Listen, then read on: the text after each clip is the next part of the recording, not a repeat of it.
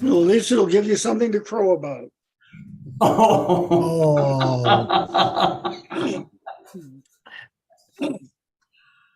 Oh. That's right.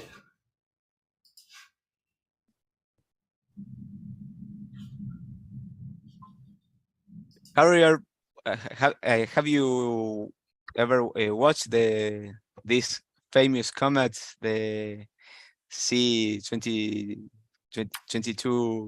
E3? E3. Yeah, I know David's been watching it. I have been closed out, because of clouds. Me too. Our observatory is going to be open in Kansas City. Supposedly, the odds are 70% of seeing it, and then they changed to 30% about an hour ago. So who knows? Oh boy. No, we still have to wait a couple of days. It'll still be good after the moon leaves the sky. The full moon leaves the sky.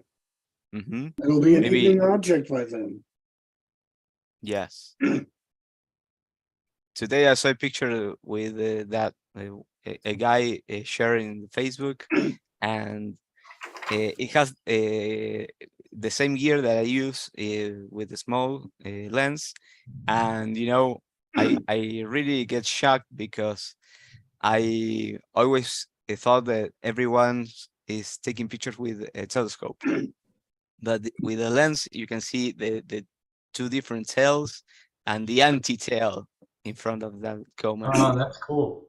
And I wish and I hope that when we can see here in the south, still having this magnitude on all these colors and shapes, but we have 1 week ago in front of us. Did you know that there are 2 ZCF comets in the sky right now? Yeah, and nearby the sun, there's another one. The other one's in Cassiopeia. It's a little bit faint. I'm going to try again after the moon leaves the sky, but it's around 10.6 magnitude. Okay, I found Clyde's Crow Pond document warning. Warning. Danger. I'll only read 2 of them. With whom does a crow associate? Oh, I give up. His cronies. Ah. Oh, What do crows use to tell time? chronometer. You got it. Nice job. A chronometer. Nice job. Okay, one more. When a crow goes berserk, what does he become? A raven maniac. Oh. Oh. And Clyde would beam with a smile after that, and everyone else would go, oh. I heard most of the crow jokes one morning when Clyde was visiting me, Yeah. and we were having breakfast, and suddenly Clyde started with the crow jokes one after the other. And he and Patsy and I were just cracking up.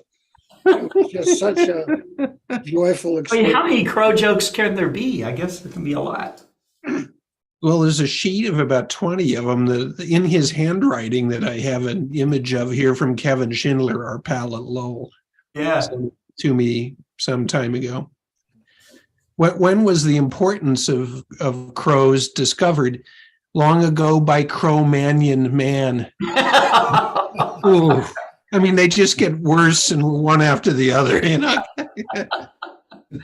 That's funny.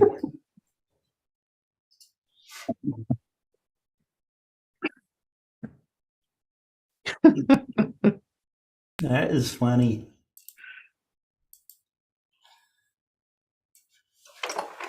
Well, we got a few people watching right now in the audience. Thanks for tuning in.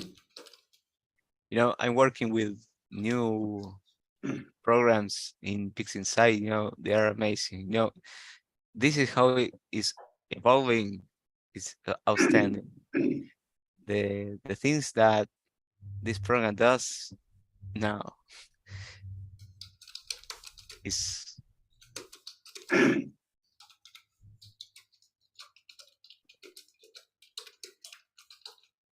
I'm still working with the NGC 3665, Mm-hmm. and the different convolution that the blur exterminator does, it's almost, well, I never could give that details, even with the small galaxies, and now it's amazing. Mm-hmm.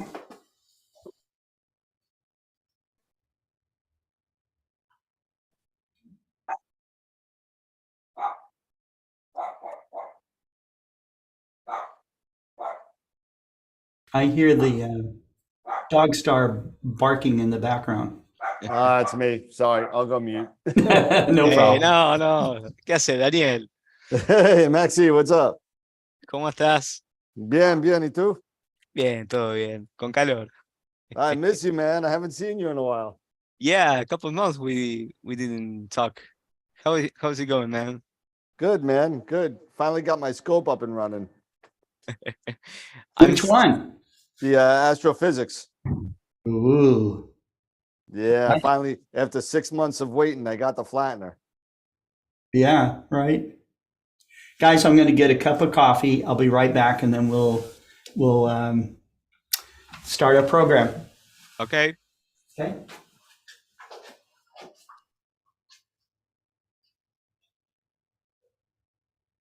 Hey, Daniel, did you test the blur exterminator? Hold on 1 second, Maxi. I'm switching over to the speakers. Hold on 1 second. No problem. And second audio. There we go. What'd you say, Max? No, if you do test the blur exterminator. Oh yeah, yeah, absolutely. Of course, I got it like the first week. No, I just got a couple of days ago, Yeah. but no, man, it's outstanding. No, Oh I yeah, can't believe.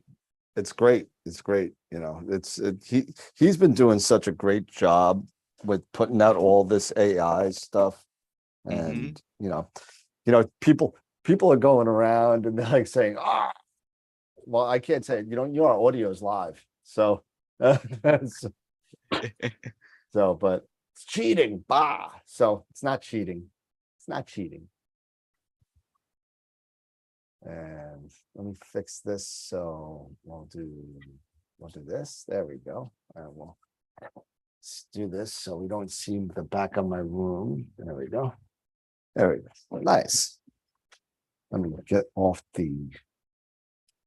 that off and put the zoom on so I can see everybody. Installation failed. No, we can see you, Daniel. All right, cool. Yeah, no, it was weird that that Zoom was giving me an error for an update. I don't know. I'm sending here in the Zoom chat the NGC just finished. I think I didn't want to do too many colors, but all the field of view of that picture is amazing. Yeah. Let's see. I don't see anything in the chat. No, Oh, it's uploading. it's uploading. I gotcha. Yeah. Let's see. I got to get back to the lives. Where's the YouTube? YouTube. Explore Scientific. There we go.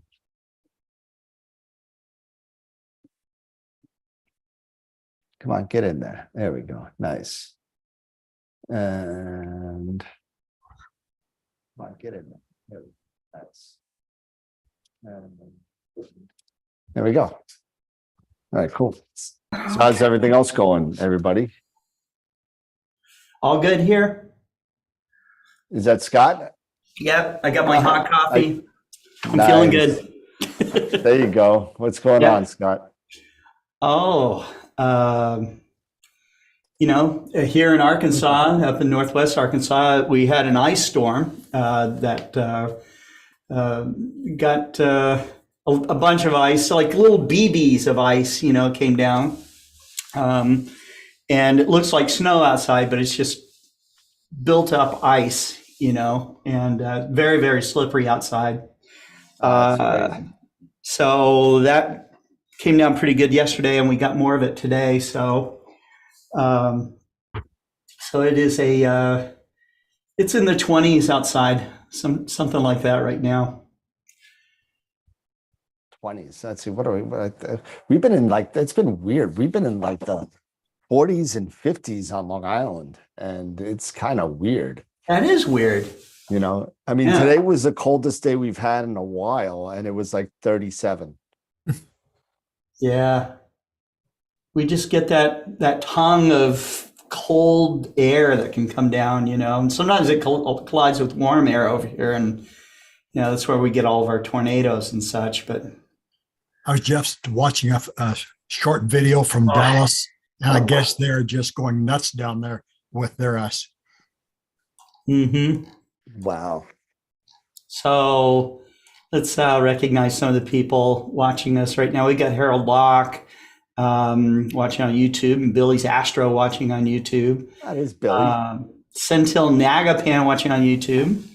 And what is Billy? Billy has a question, it looks like. Before we get started, got a question on mirrors versus prisms for long focal length telescopes. F115? Maybe F15. Yeah, I think.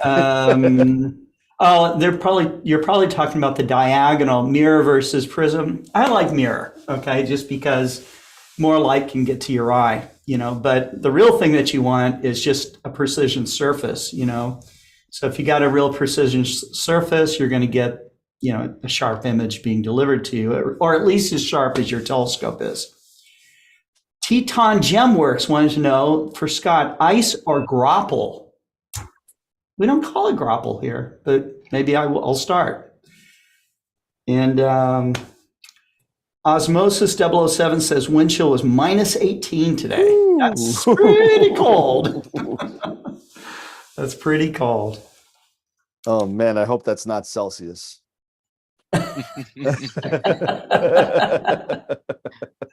Yep.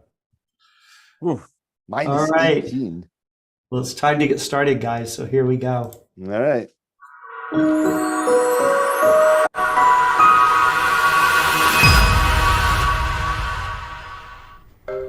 An unusual outburst about 1 billion light years away, right here, has rocked scientists' understanding of the universe's most powerful events.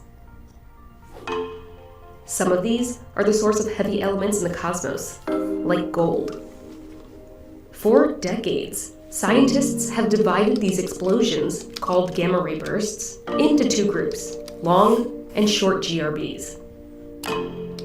Long bursts produce a flare of gamma rays, the highest energy form of light, that lasts 2 or more seconds.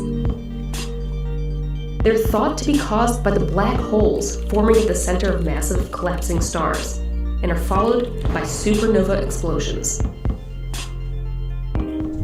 Short bursts, on the other hand, last less than 2 seconds, and are likely caused by neutron star mergers, and are followed by flares of visible and infrared light called kilonovae.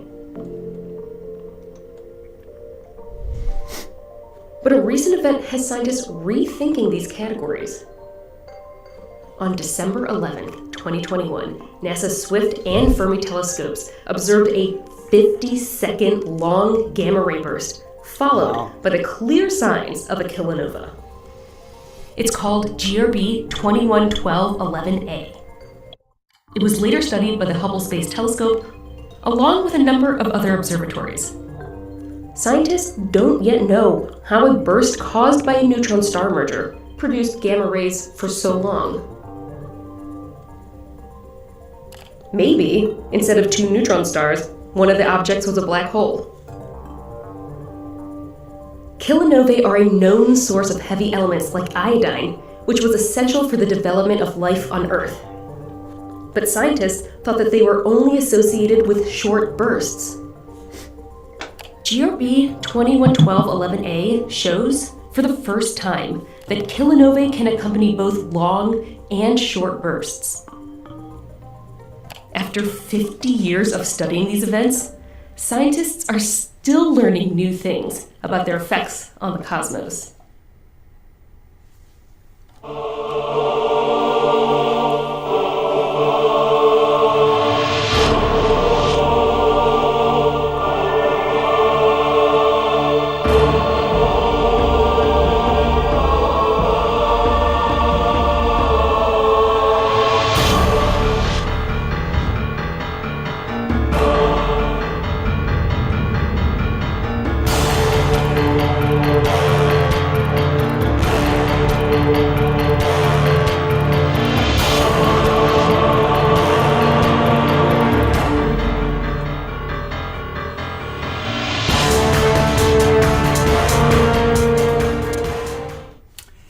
Hello, everyone. This is Scott Roberts from Explore Scientific and the Explore Alliance, and welcome to the 112th Global Star Party, Afterglow. And the theme Afterglow has to do with things that actually really happen in our universe. You saw some visualizations of gamma ray bursts. It's known that jets from these gamma ray bursts the GRBs, if they hit a dying star, can actually create an afterglow effect.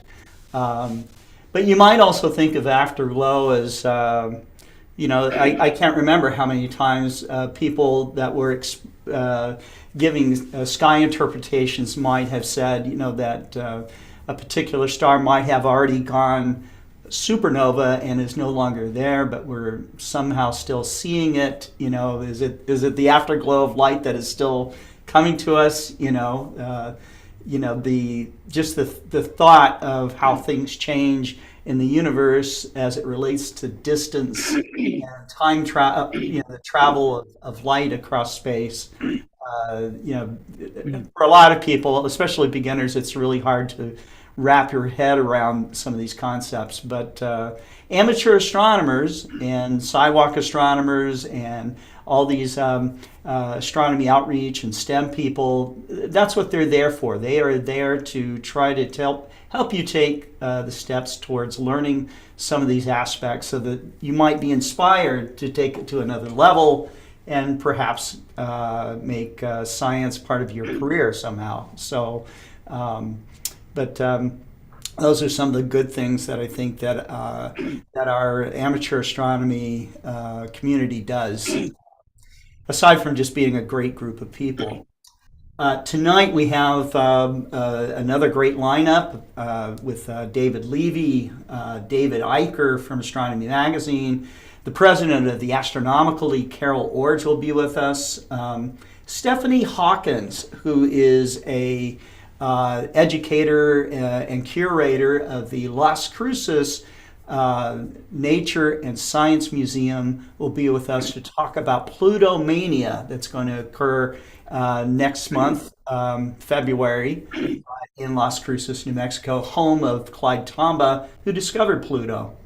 Maxi Falaris is with us to show some of his great images. We have Daniel Higgins from Astroworld TV, Adrian Bradley, who will be showing us his incredible nightscapes. Gary Palmer is supposed to join us all the way from the across the pond there. Marcello Souza will be with us tonight, and John Schwartz, with his artistic ability as he draws out the universe. So. Thank you for joining us tonight, and we'll get started with our first speaker and poet and dear friend, David Levy. David, thank you for coming on. Hi, Scott, and thank you so much for inviting me to come on tonight. Earlier, as we were getting ready informally, some of us were talking about meteorites and how in Chile it is illegal to buy, sell, or own a meteorite. And so I did some research and I found out in the United States it's also illegal, extremely illegal. In fact, if you're found out with a meteorite, they grab you, handcuff you, and send you to serve in Congress. So we have to be careful. Yeah, you got to be really careful. Seriously, though, I do want to show you my favorite meteorite right here. And There we go. show it right there. This is actually my wedding ring, my wedding band, which I had for so many years while married to Wendy. And it is a Gibeon. That was a very large ancient fall, but it is one of the most common meteorites right now. And it is my honor to still be wearing it. Anyway, for my poem tonight, I'm going to read a very brief but a very beautiful poem, and it gets more pretty every time I read it. It was written by William Blake, one of the most famous romantic poets, in 1827. It is called simply Night. The sun descending in the west, the evening star does shine. The birds are silent in their nest, and I must seek for mine. The moon, like a flower, in heaven's high bower, with silent delight, sits and smiles on the night. And if you go out tonight and if it's clear, you'll all be going out to look at that comet, but you want to wait a few days till the moon gets out of the evening sky and the comet becomes a lot easier to see. But anyway, just wanted to say to go out and observe and enjoy the night sky. And now back to you, Scott, and thank you. Thank you, David. Thank you. In your observations of the comet, David, were you able to see any part of the tail from your observatory visually? Oh, yes. I didn't particularly catch the disconnection event, but I did not catch it either. The tail looked pretty complex, so it might have been what I was seeing. But there is a second ZTF comet, or ZTF for those of you in Canada, or anywhere in the civilized world. The second one right now, I think, is in Cassiopeia, and it's not as bright as the first one, but it's worth a try. I haven't seen it yet myself, although I've tried. Now back to you, Scott, and thank you. Thank you so much. So wait, you're telling us we've got 2 comets in the northern hemisphere to take a look at that At least Maxie 2. Maxie can't image just yet. I'm sorry, I have to dig southern hemisphere with all the beautiful things. We You have pressed 2 comets. You don't. I'm sorry. Back to you, Scott. I just Thank had you. to do that to my Thank friend. you. No problem. No problem. Well, okay. So the Astronomical League is up next, and I always have to say this because the Astronomical League has done so much over its 75-year history towards educating everyday people to learn more about the universe. They deserve like some sort of Golden Cup award or something, okay, for the amount of educational outreach that they have been involved with, and for organizing so many clubs, so many amateur astronomers, and this number keeps growing. They're well over 20,000 members now. They have, I mentioned their observing programs, that they have over 80 observing programs. They have dozens of recognition award programs right now. And I think that they're accepting nominations for some of those awards at this time. You can't do much better than to either join a club that's already an Astronomical League club, or to join as a member at large. And you can do that from anywhere in the world. But the reach of the Astronomical League and their influence on amateur astronomy and society at large is something that is impressive beyond words. I think the past members have included your average everyday amateur astronomer to astronomers that are also famous. And so we are proud to be working with them as much as we can. And tonight we have the president of the Astronomical League with us. And May I that's- say something before, Carol? Yes. Is that okay? I've had my hand up. Go right ahead. Oh, you, Thank you, Carol. It's going to be Scott! Scott! it's going to be a lot of fun to hear you, Carol. I want to say that I'm looking forward to be attending in person the League convention this July. I really have it on my calendar and I'm all excited about it. Yes, we're going to wanted to hold tell you you- to it, David. Oh, but thank you. I also want to tell you all that this Friday, I will be giving a big speech at the Tucson Amateur Astronomy Association, to which you're all invited. It'll be at 6:30 Mountain Standard Time, which is 8:30 Eastern Time, 7:30 Central Time, and no time at all if you're in Congress. And anyway, so I'll be talking about comets. One of the things I wanted to say, which I'd forgotten, is that when they were asking me to give this speech, one of the members of the club said, "When you give this talk, don't make it personal. This talk as if you're giving a course in Comets 101. Don't tell us any personal stories." What? And I thought about that, and I thought, asking me to do that is kind of like asking me to give the entire lecture, everything I know about comets while standing on one foot. But it's really more appropriate to say, try to give this lecture while not breathing in or breathing out. I can't do it.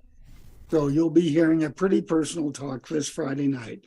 And on that notice, finally, back to you, Carol, my friendly Astronomical League president. Thank you so much, David. We always appreciate your words of wisdom. And that sounded like a fascinating talk this week. Scott, again, thanks for your immeasurable help with the league. It's much appreciated over these many years. It's only because you guys let me.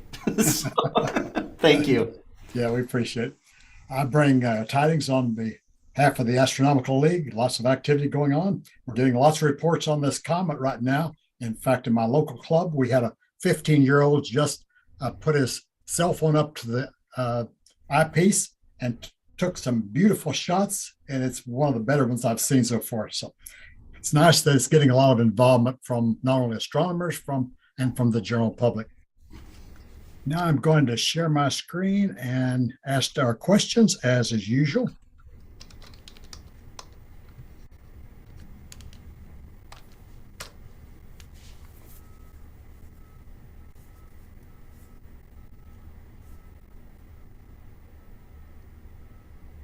Everybody see that? Yes, we can. All right, excellent. Here's the answers from the last GSP on January 17th. First question, the sun is bright with a magnitude of minus 26.7 as viewed from Earth. What is its magnitude as seen from the orbit of Neptune? The correct answer is about minus 19. I guess someone has been on Neptune lately, or maybe we've Yeah. done a wonderful guesstimate of that. Number 2, what percentage of stars are members of a binary or multiple system? Surely less than 10%, nearly a 100%. C is the correct answer. It may be as high as 85%, or it may be less than 50%. No one will say for sure. How's that for a definite answer? And number 3, a supermoon occurs whenever a full moon is near perigee. When the full moon occurs near apogee, such as the one on February 5th, what is it called? And the answer is no official definition exists. And if you look at this list, there's a lot of familiar people we hear from almost every GSP, starting with Andrew Corkill, Don Knabb, Jim Mosley, John Williams, and Cameron Gillis. So lots of familiar names there. Now I'd like to give or ask the questions for tonight, January 31st, and please send your answers to secretary@astroleague.org. Question number 1, what is the name of the first exoplanet discovered by the Webb telescope? What is the name of the first exoplanet discovered by the Webb telescope? Question number 2, why does the currently visible comet C2020 glow green? Why does the currently visible comet C2022 glow green? And finally, question number 3, in what year was the Astronomical League's first Horkheimer Award presented? You recognize the image of that person in the picture? Oh, yeah. And the next event we have is from the AL Live side is February 10th at 7 p.m. Eastern Standard Time. And for the we don't have the speaker confirmed just yet, but stay tuned through the various social media, and we will let you know just as soon as we've confirmed that.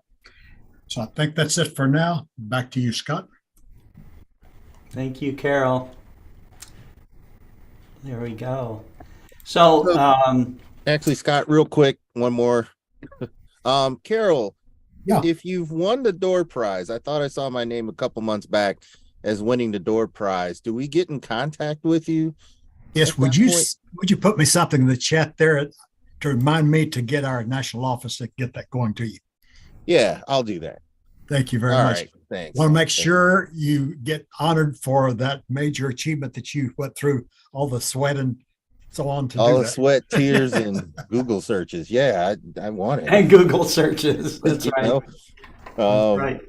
All Whatever right. it takes, as long as you get the answer, I guess. Yep. All right. I'll let you chat. Sure. Okay. All right. So our next speaker is none other than Dave Eicher. He's the editor-in-chief of Astronomy Magazine.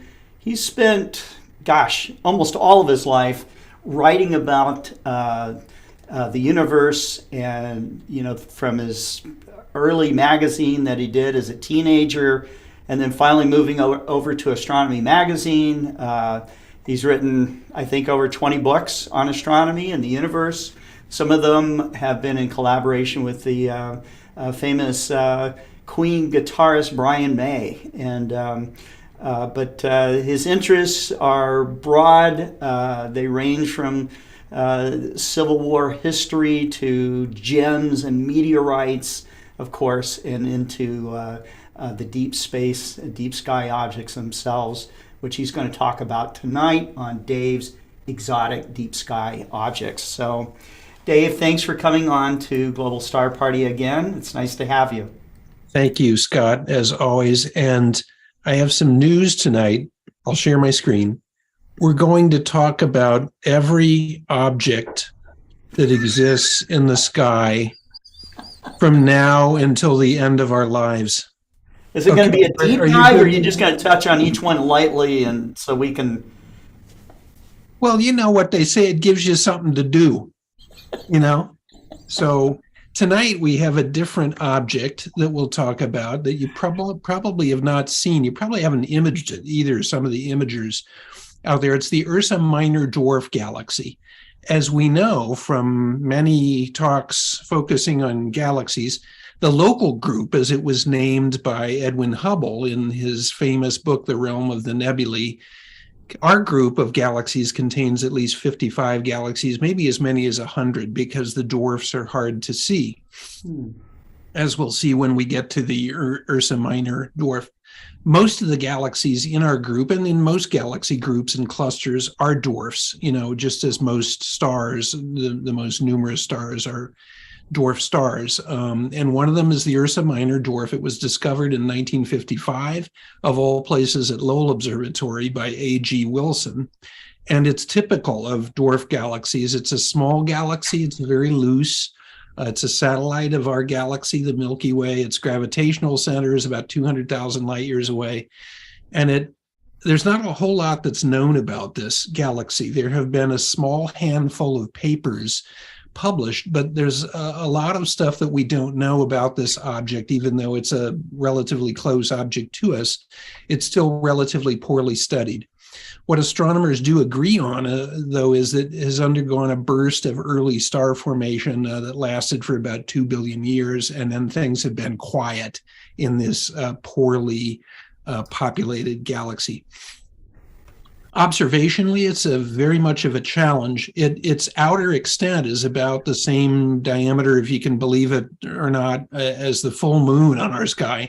But most all of the light from this object is concentrated in about 10 arc minutes. Its total magnitude is about 12, but it has what deep sky observers call a very, very low surface brightness. So little individual parts of it are extremely dim. So it's very hard to see, even with large telescopes. This is a real challenge object for the larger amateur backyard instruments, and it might be a little bit more of an achievable challenge for astro imagers. So one to put on that list to go after. Here's a region of sky of the map that I mentioned a couple of times now, Ron Stoyan's great atlas. That's a very nice combination of something that's compact, but it's pretty detailed, showing the Ursa Minor dwarf here, the Interstellarum Deep Sky Atlas. And as you can see, there are a few other scattered interesting galaxies around it. We're starting close to the North Pole here in our sky and working our way southward. So by the time I'm about 75 years old, we'll get down to, the Magellanic Clouds at this rate. But this is a good place to start. And here is the Ursa Minor dwarf. As you can see, this is a long exposure by an amateur, but a very talented amateur sky shooter in Italy. And you can see how, even a very long exposure, how poorly populated this galaxy is. And here's another representation now. This is a very long exposure, nearly 11 hours of exposure here with a 4-inch refractor. And the astro imagers can get a good sort of, idea of what this will show you. And in the top frame that's not labeled, you can see that it's not much richer than the surrounding background star field. So it is really a poor object in terms of the stellar population, which explains why it wasn't discovered until 1955 at an observatory, of all things. So this is really a challenge object, and we'll get to some other significant challenge objects in the months to come as well, here and there. But this is a good one to try to go out and look at if you have a 20 or 25-inch telescope, or to image with a smaller telescope and lots of exposure time. I also thought, because tomorrow is the brightest, is the day that will mark the brightest of our bright comet ZTF from the Zwicky transient facility. So it'll be at its brightest tomorrow. I haven't seen it myself. I've seen many, many images, but it's been, typically at this time of year, it's been cloudy for, about a month in Milwaukee here, so I haven't seen it. But this is a beautiful image that Chris Schur shot in Arizona, and you can see the dust tail and anti-tail very nicely there, and of course the ion tail with this little disconnection event in the gas tail there as well, and it's really beautiful, and yes, it appears green a little bit. There's oxygen in it and so on, but it's just another barely naked eye comet. So take about 80% of those social media posts from the big media, mass media you've seen, and throw them out the window, because this is a pretty good but a fairly ordinary dim naked eye comet. It ain't the greatest thing in the world, but it's a good naked eye comet. But the anti-tail, a lot of people watching this may not know what an anti-tail is on a comet. Of course, you can see two tails, significantly, but then to the right of the comet's head there, you can see this kind of faint tail, and that is the anti-tail. How does that happen? And that's an effect of geometry and the perspective of how we're looking at the comet relative to its position to Earth and the sun. It's not particles that are defying gravity, and Isaac Newton isn't rolling over in his grave in Westminster Abbey right now. So it's a perspective effect, but it's a pretty pronounced one. It's a pretty good anti-tail here, and it's, I'm not trying to demean this comet. It's a good bright comet. If you have a dark sky and can get away from city lights, good pair of binoculars or a telescope will show you a very nice comet here. But there's been this kind of stampede of social media that this is the greatest. It hasn't been here in countless years, and it's one of the great comets of all time. And things get a little carried away with believe it or not, there's a lot of information that gets shared these days that's not 100% true. I don't want to shock you, David. You gotta be kidding me. Yeah. I thought it was all true. Yeah. So it's a good but dim naked eye comet. And if you get outside of cities, so you have a reasonably good semi-dark sky, at least, you can see it with the naked eye, and it'll be pretty good in binoculars and quite good in a telescope. But it's not the brightest comet that we've had, in many years. It's just not. So, but we love comets. And do you think that this is a coincidence that this comet brightened so dramatically shortly after we published this special issue? Of course not. It was Come the on. issue that day. David, are you telling me that Astronomy Magazine might have put that comet up there? We know that there's cause and effect in physics in the universe, don't we? It's a conspiracy. That's what they say, but I'm just saying. Okay, consider that later tonight. When anybody you're could have on- pulled this off. It's you. Mr. just saying. Okay.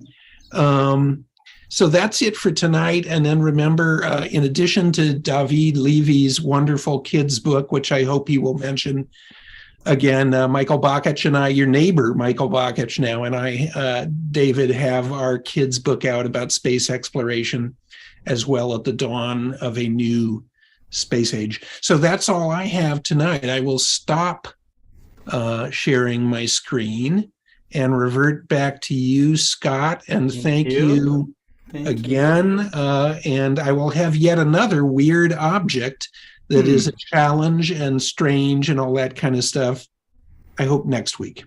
Yeah. Now, Astronomy Magazine is also actively looking for astrophotography of the weird and strange. Isn't that true?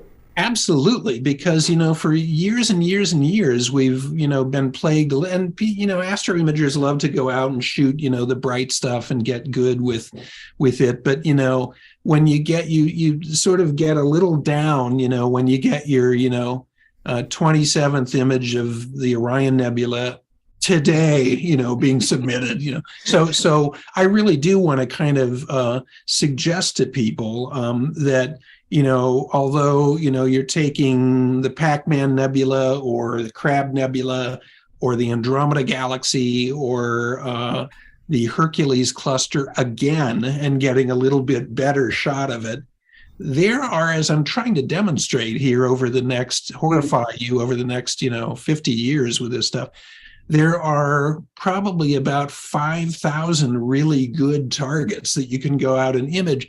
And most imagers aren't shooting about 95% of this stuff. So it would be wonderful if you would go out and shoot some of the more exotic stuff. That's kind of what this little program is about here, Scott. That's right. That's right.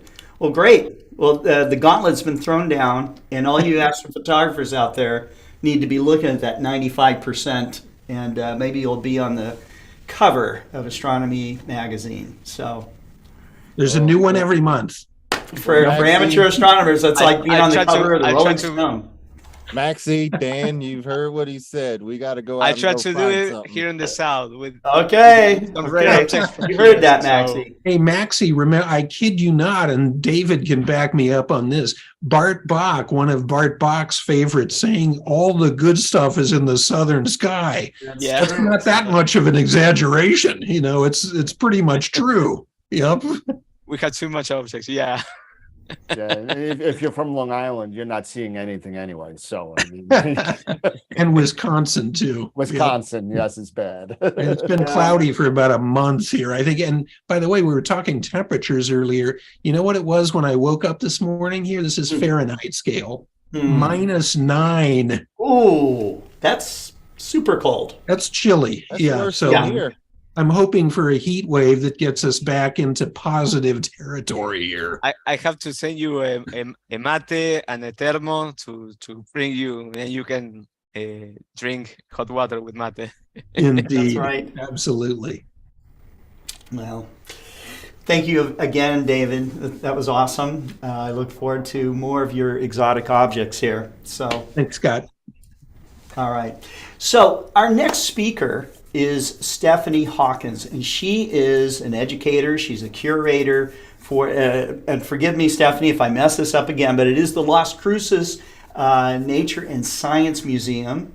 And Las Cruces was the home of Clyde Tombaugh. We have among us right here at least two people that were dear friends of Clyde. And so David Levy and David Eichert, would you like to say a couple of things about Clyde before we get started with Stephanie? Clyde, I thought You have lost your audio. There we go. Now we can hear you. You're back, David. Clyde and I were really very good friends over many, many years. And I remembered, and also in the sessions that we had, the informal session before we began, we all started telling crow jokes. And for me, the crow's joke started when Clyde and Patsy were staying with me, and we were having breakfast, and suddenly he started with the crow jokes, and there was one joke after another, and it just wouldn't stop. And Patsy and I were just cracking up, and went on and on, probably for almost an hour. He and I were very, very close. Near the end of his life, Clyde started to go on and on about how badly treated he was at Lowell Observatory. And it was really very, very sad to listen to that. For an observatory with a storied history that Lowell had, and the fact that he is being treated so much better now in death than he was in life by Lowell Observatory. But we had a very, very good and rich friendship for many years, and I do miss him. And now the other David. And he was really a unique person. There are people you meet in this world who you realize suddenly there's only one person like this in the universe that we know of, and he was one of those. He loved and many of the times I was with Clyde, it was with David as well, because of David's close friendship with Clyde and David's writing of Clyde's biography as well. And so, I think the three of it, most of the times I was with Clyde, it was with David, including in Clyde's backyard observing in Las Cruces. He was a bit, there was a bit of his personality, I think it's fair to say, David, that was impish. Things would slow down a little bit, and then the puns would start coming out, and he would just want to see people smile and be caught off guard. And they were so bad, you'd have to just go, oh, Clyde, Clyde. what is a crow's favorite drink? Old crow. What were the earliest creatures to figure out the true nature of crows? Cro-Magnon men. They just went on. You just wince and go, Clyde. And there's a mixture of just, you're with this heroic man in the history of science, and he had the funniest sense of humor as well. And now going back to Lowell and staying in what was Clyde's apartment, when he discovered Pluto, in the what's now being converted into a museum, the domed building there, is really special because there are artifacts of Clyde there, and you can just really powerfully sense, it's as if Clyde is still with you. Yeah. So I'm really delighted that you're joining us to talk about Pluto tonight, Stephanie. And I mean, they broke the mold after they made Clyde. There was only one person like him. I didn't have an opportunity to meet Clyde himself, but I've worked with some of his family members over the last few years here at the museum. And crow jokes are a common theme among the stories. Maybe more common than any place else in the United States. It's almost like that was more of a defining characteristic than him as a scientist. He was a jokester and just like really engaged in the community and just a fun guy to be around. So I'm sorry I didn't get a chance to meet him, but it has been really a blessing to be able to know his family through this event, and just by being a resident of Las Cruces. His name is all over the city. Schools are named after him. Observatories are named after him. So he's a big part of this town, even after his death. One thing That's that fantastic. I'd like to add is that Clyde used to work at White Sand after he left Lowell Observatory, and he was monitoring the launching of one of the V2 rockets. And they call that a hangar queen because it kept on having to go back to the hangar for delay after delay. And finally, there was one delay that was so long that Clyde took up the microphone. He said, "If that missile won't work, fire it." Oh.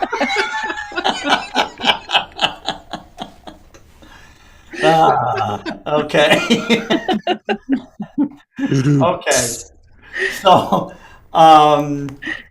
let me kind of rewind this a little bit. I did not give a very proper introduction to Stephanie. I have my smartphone on early this morning, and I get, like all of us do, you get notification after notification. But I saw a very interesting notification about Pluto mania, and I was like, "What? This is cool." And so, I got to the office and started researching it a little bit, and I found Stephanie Hawkins, and thank goodness her direct phone line was right there, and I could get right through to her. This is kind of unusual because most of the time you have to work at it a little bit. But Stephanie, you have been with the museum for, I think we talked a little bit earlier, you'd been with the museum for a few years already, right? And I can see that you're very involved with the community in doing STEM and educational outreach. Your other title is that you're a curator at the museum. But how big of an influence has Clyde had on the museum? I know that you also do other astronomy events, but is this because of Clyde Tombaugh and really being at the epicenter of where of Clyde, the world of Clyde Tombaugh?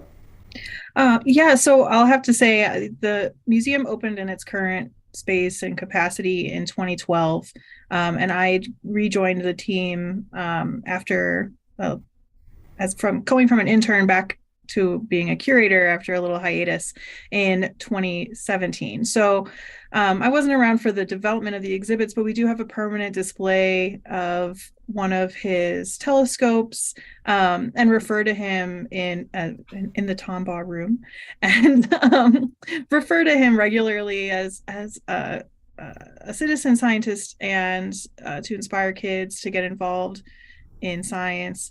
And then there's so much space history in New Mexico and in Las Cruces in particular that it really is, his story serves as a gateway to a lot of the other research and work that's taken place here.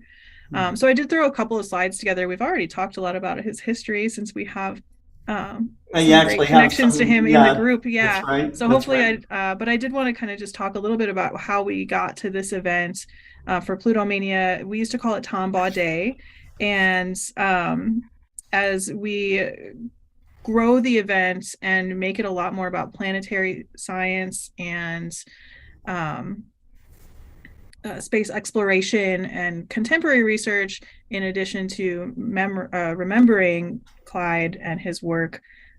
We've kind of geared it towards being more of a Pluto-mania. So we invite all our Pluto-maniacs to come out and participate in hands-on activities with our partners. So I've got just a couple, just to give you an idea of where we are and what we're doing down here in Las Cruces. Let me show you a little bit about our building and how we're connected with this. See if I can get my screen share to pop up.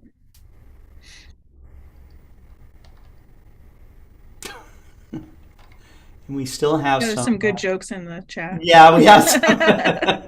Let's see. What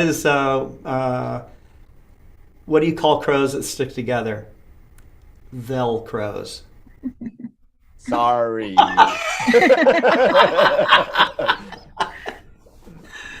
Had to do it. Sorry. That's right. It's probably throwing Stephanie off right now. No, it's all right. It's giving me.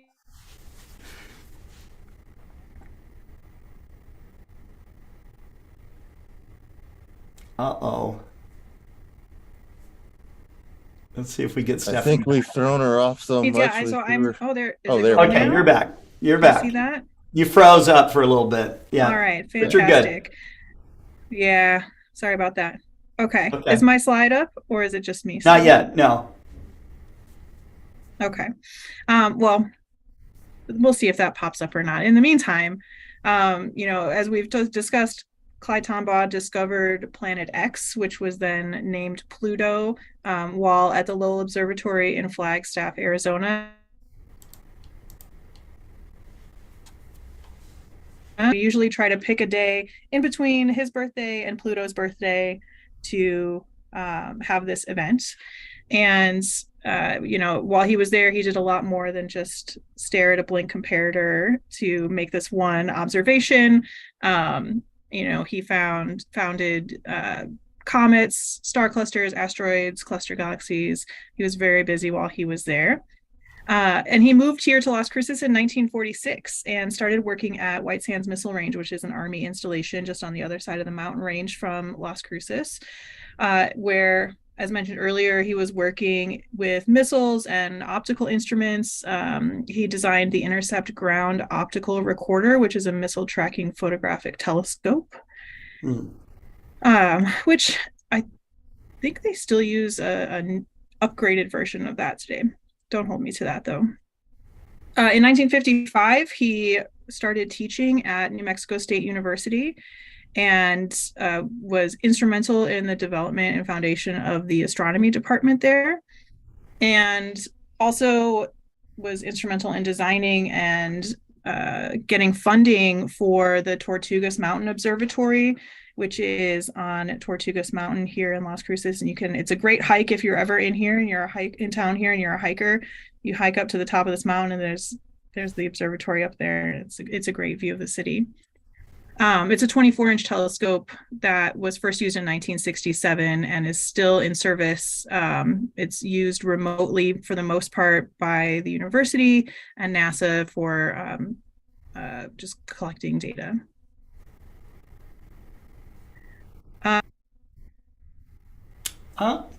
We lost her. Well, I think Stephanie will come on here in a couple of minutes. If she does, we'll pull her in. But I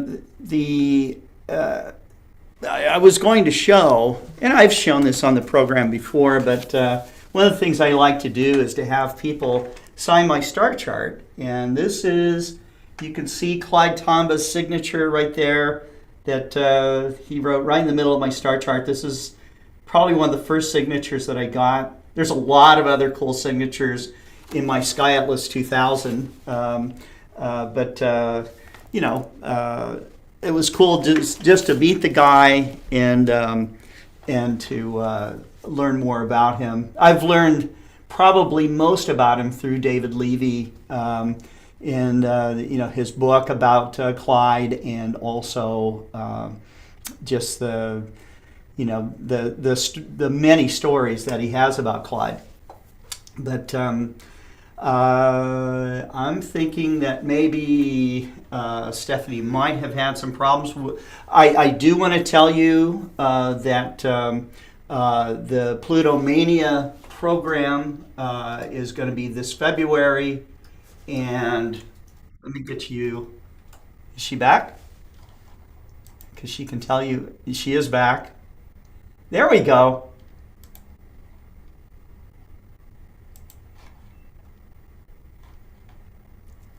I'm back. You are back. Sorry about we that. can I always see you. wonder just how long I'm talking to myself when these things happen. We have no video for you, Stephanie. Okay, let's give it a second. Sorry, my network is a little slow after hours. Okay. They throttle it back. That's okay. Stephanie, how do people learn about But Pluto we can hear Mania? you perfectly. Yeah, we do. We hear you just fine. Or There were we you? go. Sorry, can you repeat that? We I hear you was just- perfectly. Yeah, we hear you just fine. Okay, Yeah. great. Where did you lose me? That's the question. Probably at the beginning, huh? Well, see, now your video's back. So All your video right. pops in and out, but your audio stays constant. That's right. Where were we? You were talking about Clyde's influence. You were talking about, especially like in schools, and you talked about the Tamba room and all the rest of it. I think you were building up to the event itself. Yeah, so this we have a replica of one of his home-built telescopes. He built multiple telescopes at home using recycled materials, ground his own lenses, and so we have a replica of the Gazer Grazer, which is a hand-built telescope on a lawnmower, and you can push that thing around and look at it. You can still observe through it. Do an exact replica of it, which we do have on exhibit. And then we have another original in the museum's permanent collection that we're hoping to be able to bring out. We just got it a couple of years ago, so it's still going through our collections process, but we hope to be able to bring that out for the event on February 11th. We'll also be partnering with the NMSU Astronomy Department. We invite them out every year to participate with us and bring their graduate students out to do activities and solar telescope viewing. The Astronomical Society of Las Cruces is coming out this year again with telescopes. And then we invite other organizations and space enthusiast groups that are in the area to come out and present, whether it's a hands-on activity or an informational table display, something like that, to engage with the community and get them excited about space science. So we do always focus on Clyde and Pluto and asteroids, but this year we're also going to be incorporating Artemis and the Mars Exploration Program and James Webb Space Telescope, so we can get people excited about current events in astronomy and space science. And the event is always free, and admission to the city museums here in Las Cruces is also free, so it makes it really accessible to folks who are interested in coming out and attending the event. And Stephanie, what day and time will this program start? So Pluto Mania will be Saturday, February 11th from 10 a.m. to 1 p.m. And it's here at the Museum of Las Cruces, Museum of Nature and Science in Las Cruces. We're at 411 North Main Street, downtown Las Cruces. And we're open Tuesday through Saturday. And like I said, free admission. So if you're ever in town visiting, come by and check us out. There's almost always something going on the weekends, and February 11th will be a big one. We've got, I think, 8 to 10 partners coming to join us with activities for all ages. That's fantastic. That's great. And is February 11th a special date in the life of Clyde Tombaugh? So his birthday, I want to say, was the 8th of February, and the observation of Pluto was made on the 18th. And so we usually try to pick a Saturday in those 10 days mid-February to split the difference between his birthday and Pluto's birthday. Uh, Excellent. I'm sure he would love to. I'm sure he's going to be there in spirit, but he's got to be smiling down from the heavens, knowing that you guys are doing this. So thank you very much for coming on today, and we wish you guys a fantastic Plutomania day. So Thank you so much, and thank you for the invitation. Sorry, my computer. it's quite all right. It's quite all right. That was a fast exit. Anyways, The we'll get computer was Stephanie. not pleased. Yeah, we'll get Stephanie back on again in the future, maybe during regular working hours, because the museum does a lot of astronomy programs throughout the year. So we're happy they're doing that education outreach. Mr. Levy, have you been to this museum before in Las Cruces? Do you know anything about it? No, I'm afraid I have not. I'm looking forward to seeing it. It's something to me that's brand new in Las Cruces. Mm-hmm. Las Cruces is very friendly to me for a number of reasons. First, that is where Clyde and Patsy Tomball lived. Second, and now the most important, it is where I first met Wendy in July of 1992. It began a 30-year relationship. And wonderful. so Also, any the lady excuse to had get an back to Cruces. Also, Our daughter and son-in-law and their children live in Albuquerque, New Mexico, and they met each other in Las Cruces. So that's another point of importance of that city. Wonderful, wonderful city. also, the league had an Alcon there just a few years ago. It's that convention still stands as the only Alcon we've ever had that we actually had aliens coming out of the bushes. So Yeah. You never know what'll happen here in New Mexico. Wonderful. Well, our next speaker is Maxi Falaris. We're going to go down to Argentina. We're going to find out more about the reasons why you need to go to the Southern Hemisphere to see all those celestial treasures down there. That was definitely a bucket list item for me, and I was very happy to be able to accomplish that back in 2019. Can't wait, really, to get back down and really explore those deep sky objects for myself. I think I could soak in a lot of visual work down there, but Maxi is a astrophotographer. He started off showing us how you could take a very inexpensive telescope and a smartphone that he tore apart to get to the sensor to make his own astrocam with a smartphone. But he's upped his game step by step, and he's going to show us some of his amazing work. So Maxi, you've got the stage. Well, thank you, Scott, for inviting me again. I hope, guys, you'll be good tonight. And well, what I want to show you tonight is what I've been doing last week, because finally I get my L Extreme filter, but also I could upload my PixInsight software that allows me to do some deeply details in the structures of the galaxies and nebulosity and everything. So I was been practicing also with my what I get with the L Extreme filter. So let me share my screen. Okay, do you see it? Yes. Yes, we do. Beautiful eclipse shot. Yeah. Yeah, we're all jealous of. You will have in 2024 one, so maybe Yes.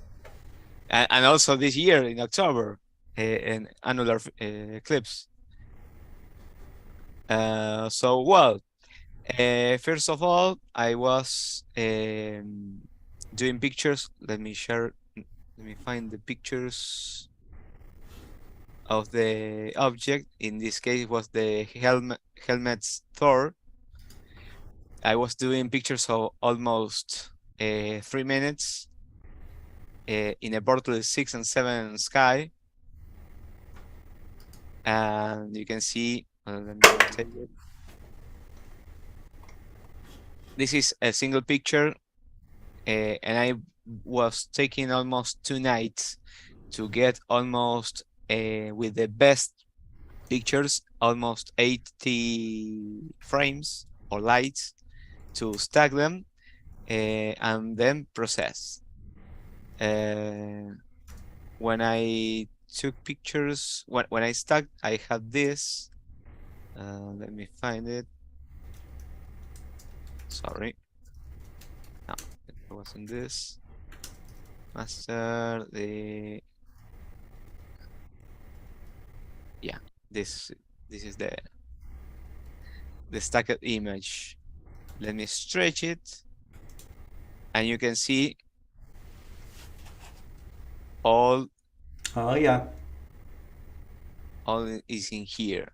But you know, this filter only allows to pass the H alpha in 7 nanometers and the O3 in, I think, 6 nanometers. I don't remember.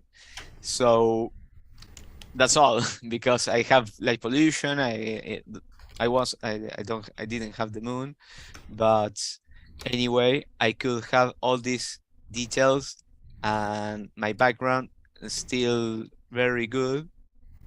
So when I processed my first image, I have to turn because I don't like this position. I could have this image. This is my first one, process, and I didn't know how to work with the colors because this is not like RGB common. So I still practicing, searching some tutorials, and then I got this. Wow. Yeah. Nice. So I was still practicing. I sent the pictures to my friends. You know, this is the process number 15. So, well, they were a little tired for sending these pictures, but finally I upload this one because I really like the colors that I get and the sharpness of the background. Let me put it more bigger. So was before the updating of my software, in this case, the PixInsight. So I have to practice with the new updates. And this is what I get with that processing tools. You know, it's more sharp, and the detail still more in detail without noise. So for us, the astrophotographer, the noise is the enemy. So in the background, you know, this is to print it and put it on my wall. You know, I really love the smoothness of the nebulosity. I think I will go into still taking pictures of this object to capture more hours details. But anyway, I really love this update because I was struggling with the noise and the convolution. And the software or the updates was the blur exterminator that the almost entire astrophotographers hear it, and also the noise exterminator. These are, I think, the development is Russell Crowe. Crowman, yeah. And you know, I have to give a really huge thanks to him because you know, I started to process my old images that I've been doing this couple months ago. You know, I want to share you. This is the NGC 1365. This is what I upload a couple weeks ago. You can see there's some Oh, details, yeah. the stars, but a friend of mine, I sent the stacked image, and he, because I didn't have the blur exterminator, he processed with the blur and sent me that result. And let me put it here. And when I processed the image, it was like this. You know, in the core, you can see more fine details surround the galaxy, and the structures are more smoothless than this one. So when I get my update, I just sent a couple minutes ago my finally process of this object, and I think that this one is the finally, because I have almost no noise in the background. The details are still there, and also in the small galaxies. Yeah, you can see them. For example, this one. That's a bright one, but there's some faint ones in there too. Mm-hmm. Beautiful. You can compare the smoothness, and here there is not. And here, if I go with when I did the first, you can compare that. This is incredible. This is amazing.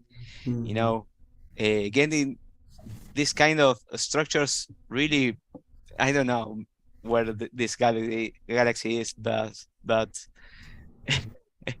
I can't even imagine. So for do this, it's unbelievable, really outstanding. So, well, this is all for tonight.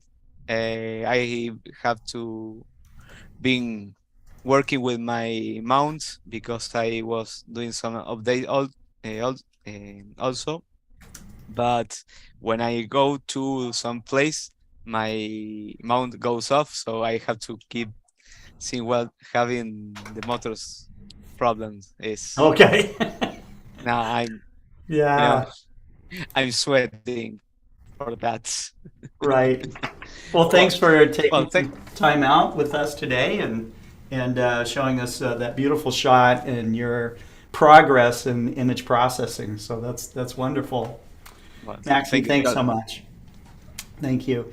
Maxie, I think you have been on Astro World TV as a guest, and right now we have the host of Astro World and creator of Astro World TV, Dan Higgins. Dan, you've got the stage, man. How's it going, everybody? And don't forget Adrian. Adrian was on the show as well. Adrian was on the show. That's right. That's Adrian right. and yourself. And myself, yes. So, that's right. So, yeah, and we are actually booked with people all the way up until April 5th. And I won't go through them all. That's every Wednesday until April. Tomorrow, February 1st, and more importantly, that's my birthday. So it doesn't matter about anything else I'm talking about. So February. Well, happy birthday. Thank you. I'm so you're what? 27 years old. That's nice. Yeah. Almost reverse numbers and -2 on the 7. You get my so, I think that's right. but yeah. So February 1st tomorrow we have Wayne Parker coming on. Excellent. From Sky Shed Observatory. He's pumping out those Sky Shed Pod S's, and he's trying to do some promotion on that. So he's going to be on February 1st. For any of you that follow Sean Nielsen at Visible Dark, February 8th. He's been doing a lot of work with the Starfield Optics telescope. So Steve Malley is going to be coming on from Starfield Optics. He's going to be hanging in there. February 15th, we have Richard Wright for his second time coming on. He's going to be live from Winter Star Party if we could hook it up right. So we're going to have feet on the ground at Winter Star Party. So unfortunately, I won't be there. It goes on the bucket list for another year, and hopefully next year will be the year. And I've been saying that for about 20. So I mean, Oh, you've never been. I've never been. Dan, when you go, you will go back again and again. It is really just. I can't describe the feeling of it, but it is something that you'll definitely enjoy, and it's worth being on anyone's bucket list. Yeah, I mean, I was all set. I wasn't going to fly. I was going to drive because I wanted to bring my stuff with me. And Sure. I'm sorry, I'm not putting an astrophysics scope on the plane. So that being said, I was going to drive to DC or that area, take the auto train down with my wife down to Okay. I guess somewhere in Florida. It drops you off, and there's another 5-hour drive or so. Sanford, I think it's called. I'm not sure exactly. Mm-hmm. But I was all set. I was ready to go, and some other stuff came up, and unfortunately, it's now going on the bucket list again. So Richard decided that he wanted to be on the show again. He's just going to be happy to be at Winter Star Party, so he's going to be there doing a live. I don't know what time, so it could be any time during the day, during the night, who knows. February 22nd, we got Bob Denny coming on, talking about alpaca. And March 1st, we have the return of Evo from APT. So he's going to be coming on. We haven't had him on since February last year when 2.0 came out. So he's going to be talking about some new stuff upcoming for APT.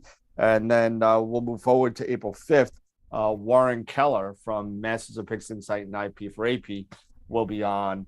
And this is going to believe it or not, even with the relationship that we have with Masters of Pixel Insight and Pete and Ron and Warren, this is going to be his first time on the show, on his own show. So it's going to be what a lineup. I mean, just really a legendary lineup of astrophotographers and people who support that whole community. So that's fantastic. Yeah, it's totally cool, and it's so great that we're getting the love from all these people. Everybody at Global Star Party and all the people on that. And if the invitation's out, anybody who wants to come on Global Star Party, I know Maxie and Adrian and yourself has been on. Anybody else want to come on? Hit me up, and we'll get you on to talk about whatever you want to talk about. One last thing I'd like to talk about real quick is I know, Scott, that you've had Carlos Aragon on just recently from Reach for the Stars. Yeah, I can get you his contact information if you'd like it. Oh no, he's already been on. He was on the week before. He was on our show a week before yours. Okay. I think he was on January 11th, so I'm not sure whether just an amazing individual, and an amazing program.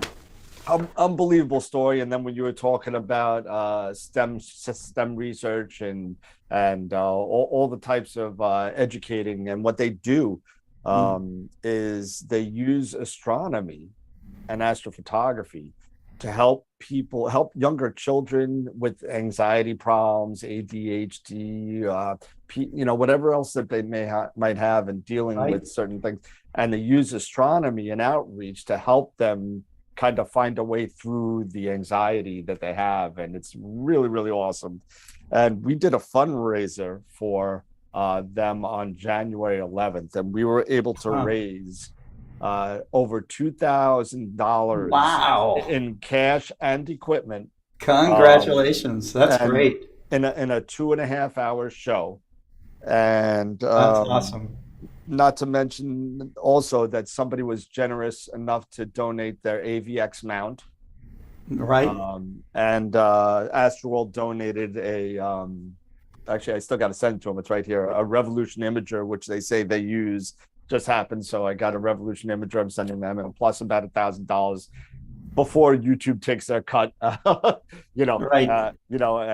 So it's gonna be. He was unbelievable. He totally forgot it was a fundraiser, but it was a really nice thing to do, and I really felt really Yeah. great seeing all the donations come across and everything. It was unbelievable. It's great. That really warms my heart because his program is so special. Because if you guys don't remember, Aragon, he came on to Global Star Party. I think it was about a year or so ago. Okay. And shared his story about being homeless, being addicted to painkillers, Yeah. and almost dying, stranded behind a supermarket. And he grabs, he turns his life around, starts off with a department store telescope and starts gazing at the sky and got addicted in a good way. He started exploring the sky and sharing that whole experience with other homeless people that he had a program to help feed. So you would sit down with, have your, get your meal, and part of that is that you had to look through a telescope. Oh darn, right? So, gosh, yeah, but I think that what Dan was conveying here is that astronomy can change your life, and it can change your life for the better. So I think every amateur astronomer has seen that transformation happen, and that is something, once you experience it, you see it firsthand, you never really want to stop. So that's that. So, but Dan, thank you, man. Thanks for sharing that. Just one last thing. Stop by the Astroworld NEAF table this year at NEAF. Astroworld's going to be having their own table. We're going to be doing interviews, and Scott, we're going to get you on the interview table. Okay, I'll be there. I know, I know you'll be there. And Eric's going to be there. I'm going to be there. Jesse's going to be there. Pete Myers is going to be there. I think 5 out of 6 of the presenters for Astroworld are going to be there at the table or roaming around doing interviews and getting in people's faces. So it's going to be a lot of fun. We're going to be there. I'm going to be there. And are you going to be at NEAC or? Yeah, I sure will. See you there. So, all right. Awesome. Thank you so much. Thank you, Dan. Thanks for coming on. Thanks for having me. Appreciate it. Yeah, of course. Anytime, every time. So we're going to take a 10-minute break here so that you can grab a sandwich or a cup of coffee or maybe an adult beverage even. But we want to thank all the audience that's following us right now. And we have more speakers to come, including Adrian Bradley, Gary Palmer from the UK, Marcello Souza from Brazil, and John Schwartz out there in California. So stay tuned.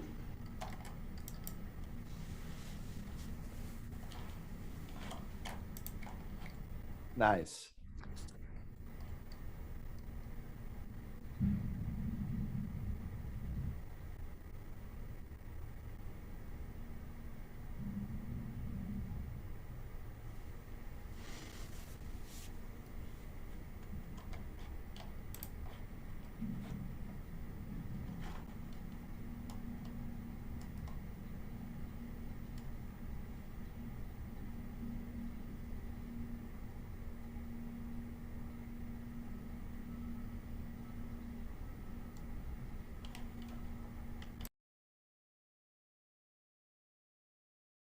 Oh yeah.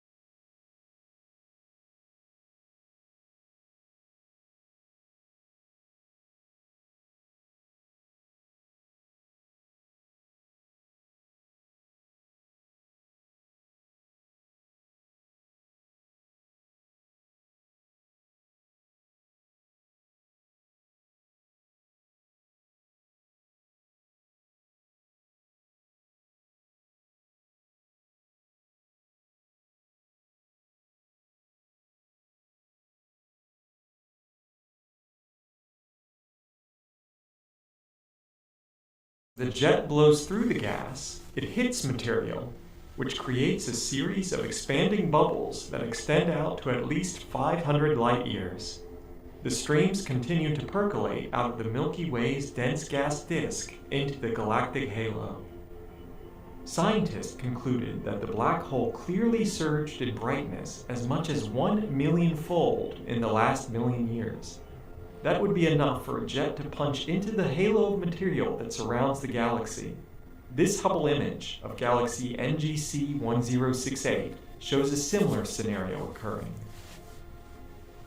Previous observations by Hubble and other telescopes found evidence that the Milky Way's black hole had an outburst about 2 to 4 million years ago that was energetic enough to create an immense pair of bubbles towering above our galaxy that glow in gamma rays. Hubble was used to see how fast the bubbles were expanding and what they were made of. Hubble later found that the burst was so powerful that it lit up a gaseous structure as far away as 200,000 light years from the galactic center. Called the Magellanic Stream, seen here in pink, this gas is still glowing from that event even today. The residual jet feature is close enough to the black hole that it would become much more prominent only a few decades after the Milky Way's black hole powers up again. Whenever that does actually end up happening, it's sure to be quite a spectacular show.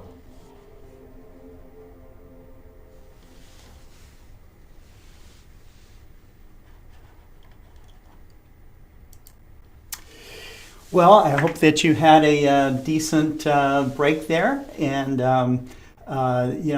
it's nice to see our audience here. A lot of our normal and loyal followers are watching. I was sharing some of the data that we have. As far as audience goes for Global Star Party. Global Star Party is simulcast. We have a couple of channels on YouTube. We share this also on the Astronomical League's Facebook page, Explore Scientific's Facebook page, a number of pages actually on Facebook. And we're also on Twitch and Twitter, and we're very grateful to be on the homepage of cloudynights.com. And so, many people watch Global Star Party after we stream it live. The last time that I checked the stats, we were at over 50,000 reach with about the same number of viewers of the Global Star Party itself. So we want to thank all of you that watch Global Star Party after the run. We know that not everyone can take out their Tuesday evening to watch us live. So, but on any account, we will get back to our speakers here. We have Adrian Bradley in Chasing Dark Skies. Adrian, thanks for coming on the 112th Global Star Party.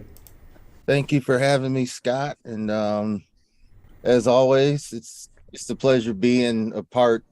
You all hear my voice when everyone else is trying to do a presentation, and I jump in, but a lot of it just my enthusiasm for sharing my thoughts on all things astronomy just comes out. Full disclaimer, I've been telling any and everyone who asks about the green comet, aka Comet C 2022 E3 ZTF. I've been telling them you got to temper some expectations. A lot of people ask where I can find the comet and where it will be. Well, tonight it'll be a little higher than the North Star. Last night it was in between, sort of a little above the line between Doobie, one of the stars pointing from Ursa Major, the Big Dipper, towards the Polaris, the North Star.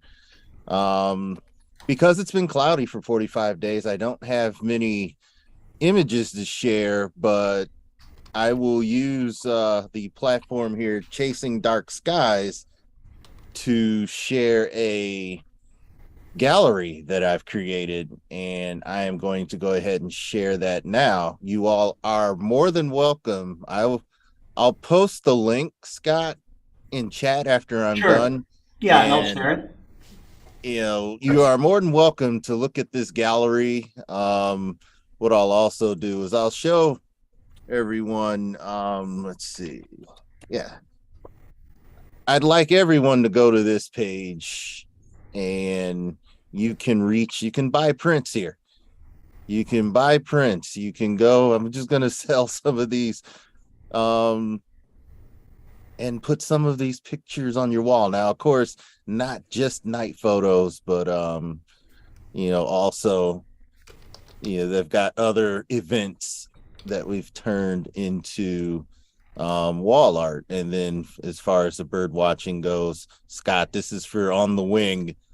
There are a few pictures here that may look good on the wall. So yeah, I'd like everyone to check those out, and see what you think. But I'll talk about this gallery is my journey.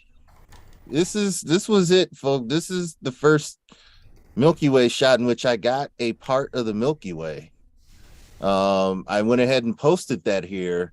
This one was one of the first that got some attention from my own job and calendar.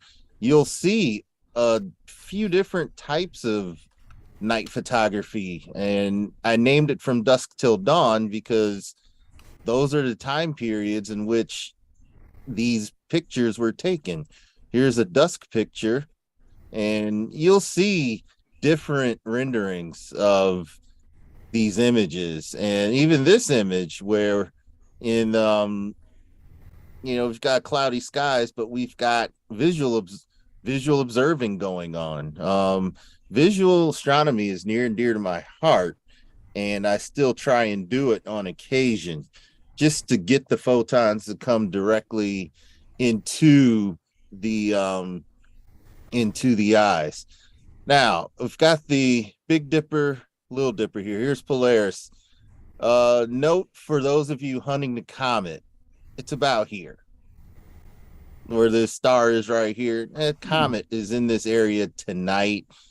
Tomorrow it'll be further along, but that's the direction that the comet is traveling in the northern hemisphere skies. Southern hemisphere, we're sorry, but we've taken yet another comet that is that happens to be orbiting, kind of passes by the northern hemisphere.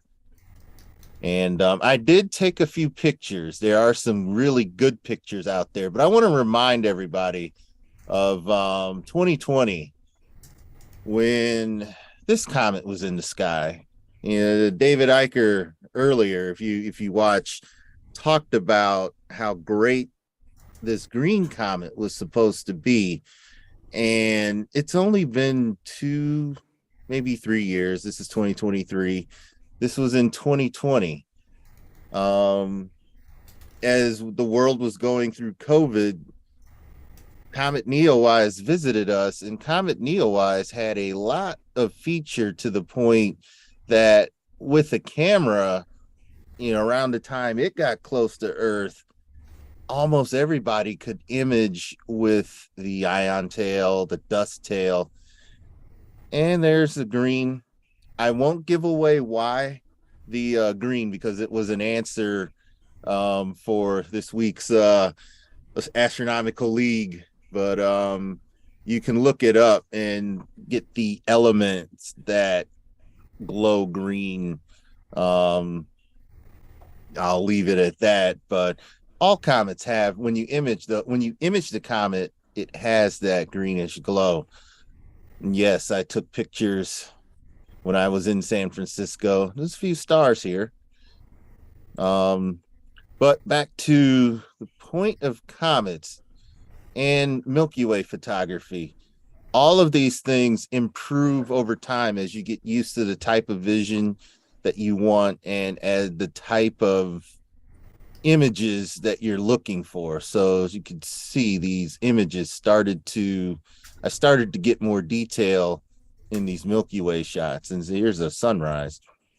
I didn't do much with, but I thought it was really cool. It almost blinds your eyes looking at it. You almost feel like you need to look away. It also almost feels like the sun is sitting on top of this cloud layer. So there's some of these images, the perspectives can be really, really interesting. We know the sun is 1 astronomical unit away, but here in a photo, it appears as if it's just sitting there right in front of me at sunrise. And this is another view of it.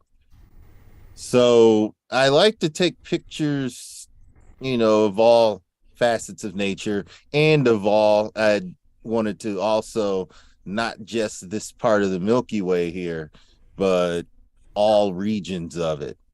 This is another if it loads. If not, we'll move on. I want to get back to the comet really quickly. So this isn't loading there it goes. So this image, same place. You'll notice I go to similar places to get these images. So we're going to fast forward. You're welcome to look at these. There's aurora here, eclipses, Beautiful shots. lighthouses. Yeah. This cool picture that John, I remember talking about this last week with I drawing could get the mine moon. up. I'm gonna maybe pull mine up and show you.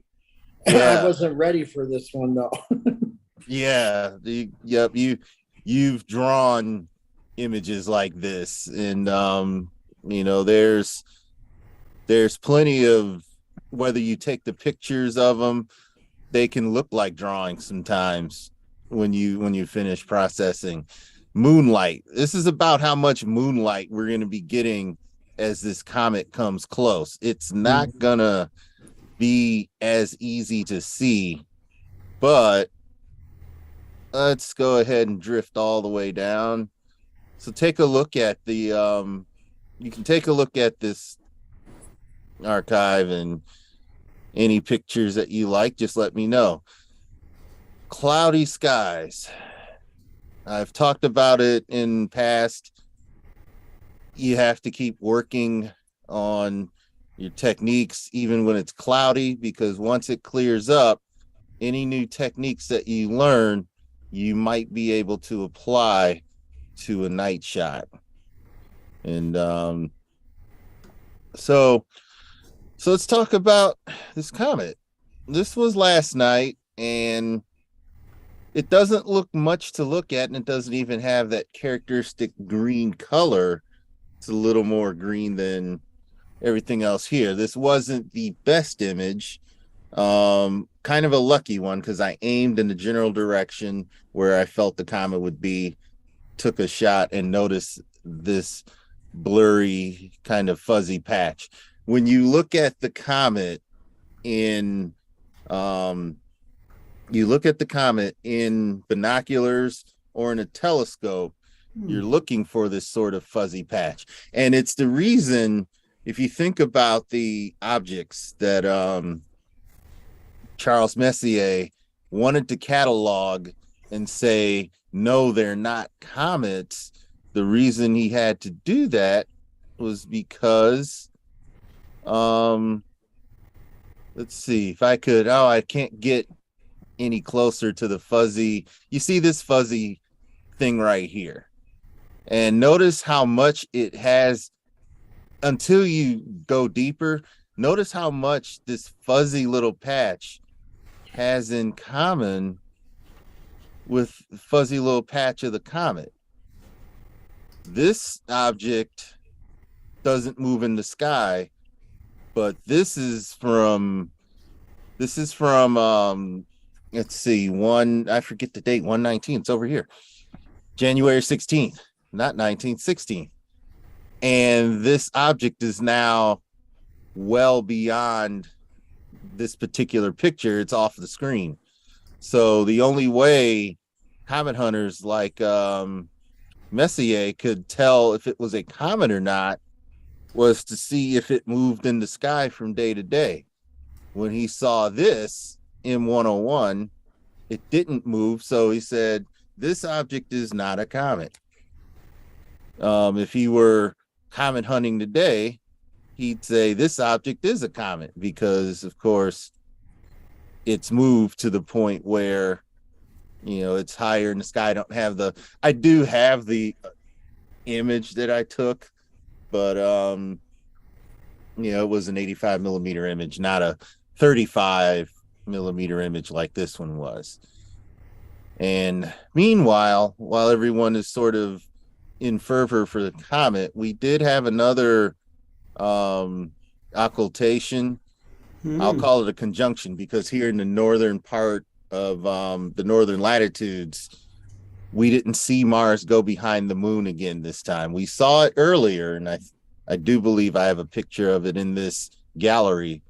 But here you have the moon and Mars. So looking up and seeing the moon and Mars nearby each other, I felt it worth to take this picture.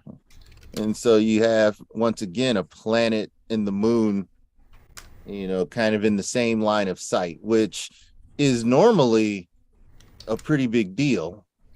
But the comet has sort of captured everyone's imagination. Now, as a final reminder, here's what this comet looked like when I took a picture of it, tomorrow being its closest approach. Way back here, I take a picture of the comet. The next day was its closest approach. Look at the difference. And then when I did my close-up, there's a huge difference. Sometimes we forget that only 2-3 years ago, we already had a really nice comet come through. And then in the late 90s, we had Hale-Bopp. I want to say late 90s, mate. Yeah, I think it's like 97. If you all can correct me, if you can look it up. So, our expectations for how amazing things in space are. Well, we love objects in space. They're always amazing, and capturing it is something I enjoy doing. I enjoy going to these dark sites, and I enjoy capturing, even when there's very little star, you can barely see any stars. The sheer amount of stars you see in between these sucker holes, if you've never been somewhere, give you an idea of just how starry a night it can be at that location. So then the next time you go, it doesn't surprise you to see all of these stars and to see the detail in the Milky Way.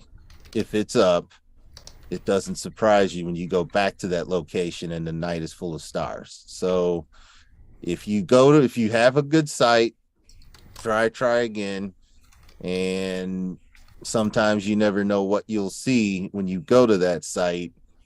You may end up being able to work on your skills, because you may end up being able to capture something truly amazing, and you want to be ready to do that. You want to be able to do your panoramas. You want to be able to capture. If I were to reprocess this, I would probably take a little bit of the purple out of the actual sky and keep all of your images. You may see another version of this image that looks a little closer to the sky that I saw, but that's the beauty of cloudy nights. You are always welcome to go back and reprocess images that didn't turn out quite the same. And there's nothing wrong with the sun. If nothing else, you see a bunch of clouds in the horizon, capture sunrises, sunsets, capture anything that moves you. And when something does happen that's pretty amazing, you're ready to capture that as well. So that will be it for my presentation. Scott, thank you once again. Thank you. And we'll see what this week brings. We'll probably there are plenty of great pictures out there. I don't know, Gary, have you been able to have a break in the clouds and have a go at Comet E3? Yep. I did sort of about 4 or 5 days ago. Okay. And then it started clouding back up again. And tonight I was hoping to jump onto it, but we're getting a lot of high cloud come through, so it's not really going to work. I can see it, but you can't really grab anything. And we've got a really bright moon now, so to be honest, it's going to be the best part of another week before we get anything good on it. But yeah, it's just a case of get it when you can. You know, these things move really fast. So having 4 or 5 days off, and you're surprised how far across the sky it's gone. Yeah. Yeah, it's been good fun. I always like chasing comets anyway. They're not easy. Yeah. Well, this is a perfect segue, I think, Scott, to give Gary the floor. Let him absolutely let He's him got take it off. now. So thank you all. And Gary, let's see what you got, man. Cool. Hi everyone. Been a while since I've been on. Been really busy over the last whatever with all sorts of stuff. So yeah, as we're saying, chasing the comet around. Lots of nice pictures coming in everywhere at the moment. And I think a lot of it is on location and clarity of sky. If you're getting high cloud up there or a bright moon, you're going to struggle with getting the data. But I do get quite a lot of questions on it. First one is what's the best way to capture it, and that really depends on what equipment you're using. But if you are using a tracking mount and you're off after guiding, there's a couple of different ways of doing it. One is to work out the time of the comet and its speed, and sort of run along on those guidelines. So that makes guiding a little bit easier if you can do that. And what I generally say for most comets, a good ballpark speed is around 90 seconds, something like that. You can play around with your gain. Software is very good at removing noise now, so you can increase the gain or increase the ISO quite a bit to capture more of the tailing.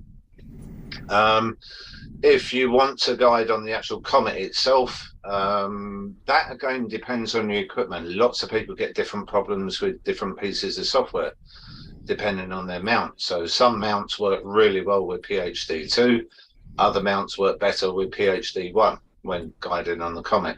But if you get the comet into the guide scope, there's no reason why you can't select that.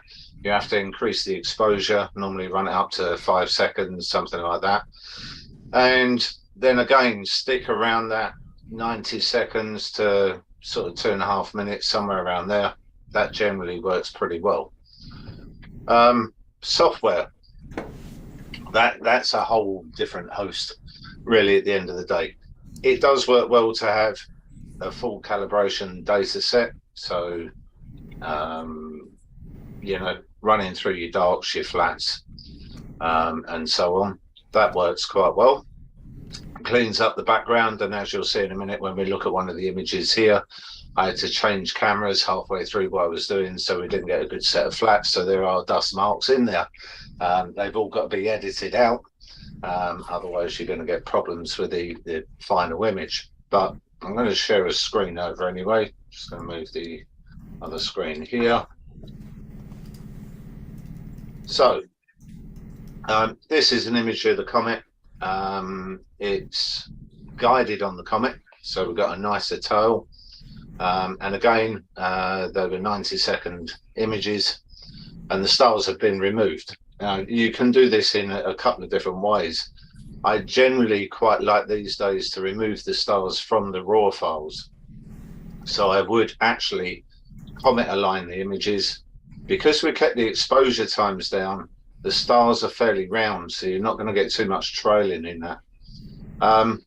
Another thing to bear in mind in capture as well is maybe leaving a gap. If you've got clear skies for a good period of time, is to maybe capture the comet for 2 minutes, leave it for another, say, 4 minutes, capture it again, and do a process of that over sort of 30-40 minutes.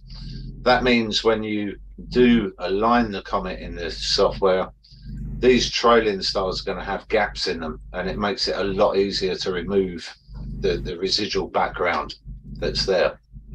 But if we look at this is a single 3-minute image. You can see the galaxy up in there. So we'll just do a quick process on this.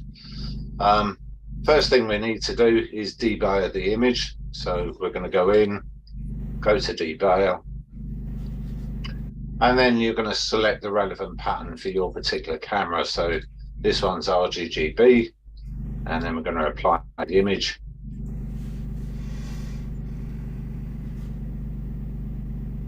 And then we're just going to close the one up. It's in the background there, and then we're going to brighten this one up. And then we're going to DBE it. We're going to remove the green. So we go in, processes again, dynamic background extraction, click on the image. Because we've got quite a lot of residual green there, I normally run the tolerance up to about 1.5. And then if we go to sample generation, somewhere for me, around 12 for the sample radius, and always keep the sample per row down to about 6. The reason for that is it gets really tedious removing the amount of samples that will go on here. So if we generate these, you'll see they're there. Any that are in the tail, move these out to one side, and any around the coma of the comet. Same here, we've got the tail running down the back. When you've got nice clear skies and you haven't got problems with clouds, you can do a lot more things like framing the comet and things like that. Some of these get quite rushed. We're just going to add in a few more markers in areas not too close to stars. Just going to move that out there. There we go. And then we're going to set it to subtract.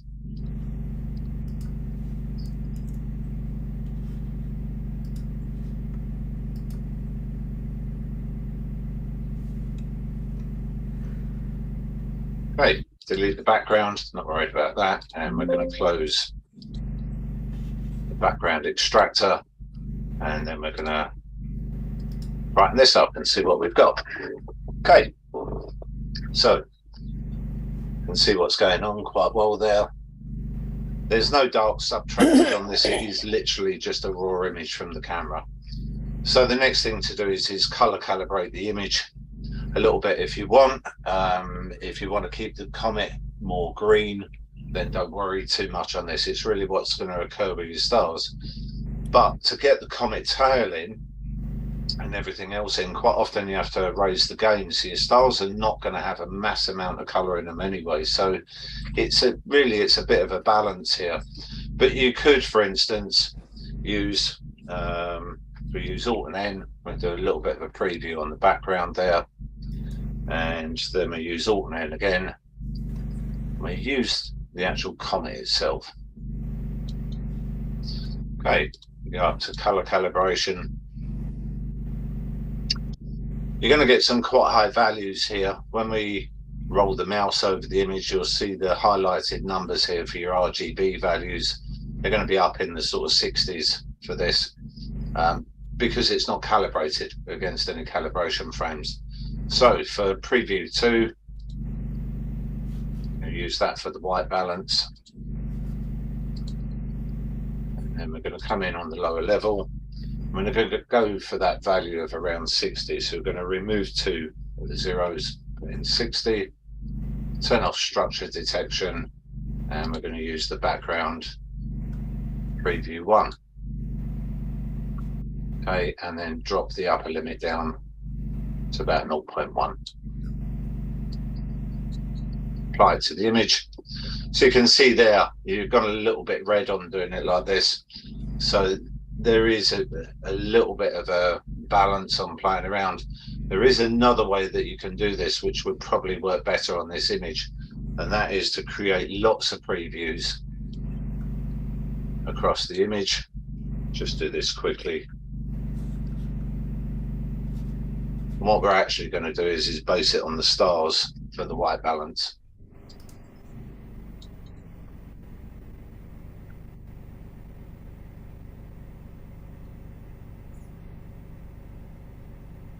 Really, at the end of the day, a lot of this depends on whether you want a green comet or a blue comet as to what way you actually attack this at this point.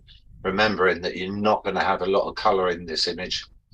So we've got all of the preview boxes in there. If we go to the scripts, go to utilities, and then go to preview aggregator. I'm going to go create preview. Okay. That's it. Just puts that to one side. Now we're going to change our reference image to that preview aggregator. Aggregate it there.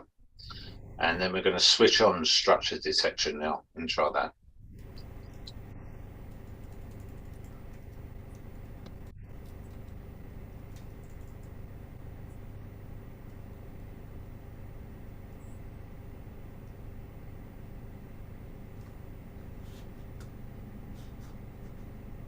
Okay, that's slightly better. There we go. Got a more neutral balance in the galaxy there as well now. So we can delete all of the previews. Next thing to do is to do some noise control on the image. So we now create a mask. And we're going to need to stretch that mask to use it. So we want the L, which is there. Reset the histogram. Now we're going to go to the screen transfer function, click on the image so it's blue, and then apply the screen transfer function to the histogram. Reset that, and then apply the histogram to the mask. And that's permanently stretched. That means we can use it as a mask now. So if we attach the name to the name bar underneath, and then we're going to invert it and just switch the viewing off. It's still active because it's orange on the side there. And then we're going to go in and use the multi-scale linear transform. Pretty straightforward. We're going to run down these 4 values here and just go 3, 2, 1. So the first one's at 3. All of these are going to be at 50%. Go to the next layer. Go to 2.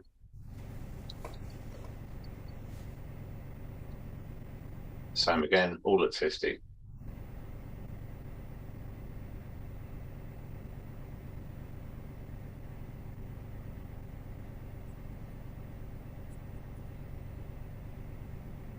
Next one at 1, and the last one is going to be at half, so 0.500. I love that little galaxy that's off to the left there. Yeah, I've got a couple that I've had over the last couple of weeks with galaxies in. If they're a little bit small, the unfortunate thing is they get removed.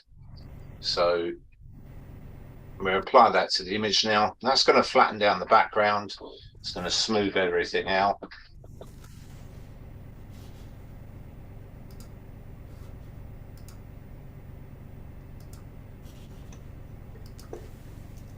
Okay, so we can remove the mask. I close that down so we don't need it. And then we're going to stretch the image. So if we reset everything on the image.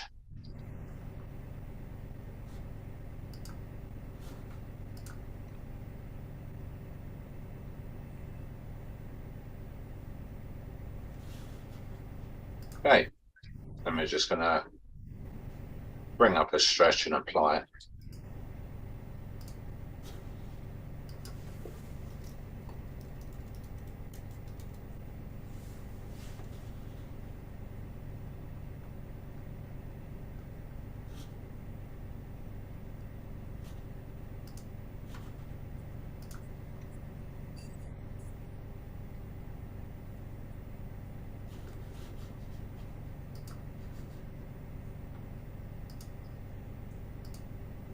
Okay, next thing is to add a bit more colouring. So we won't need to stretch a mask now.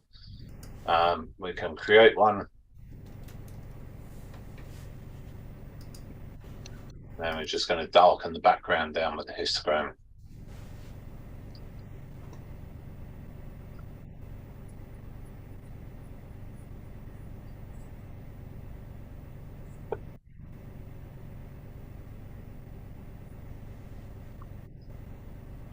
We open up the curves transformation,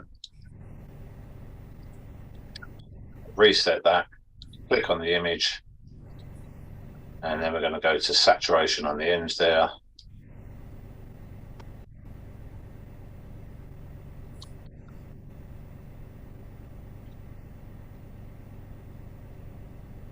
You make this look so easy, Gary.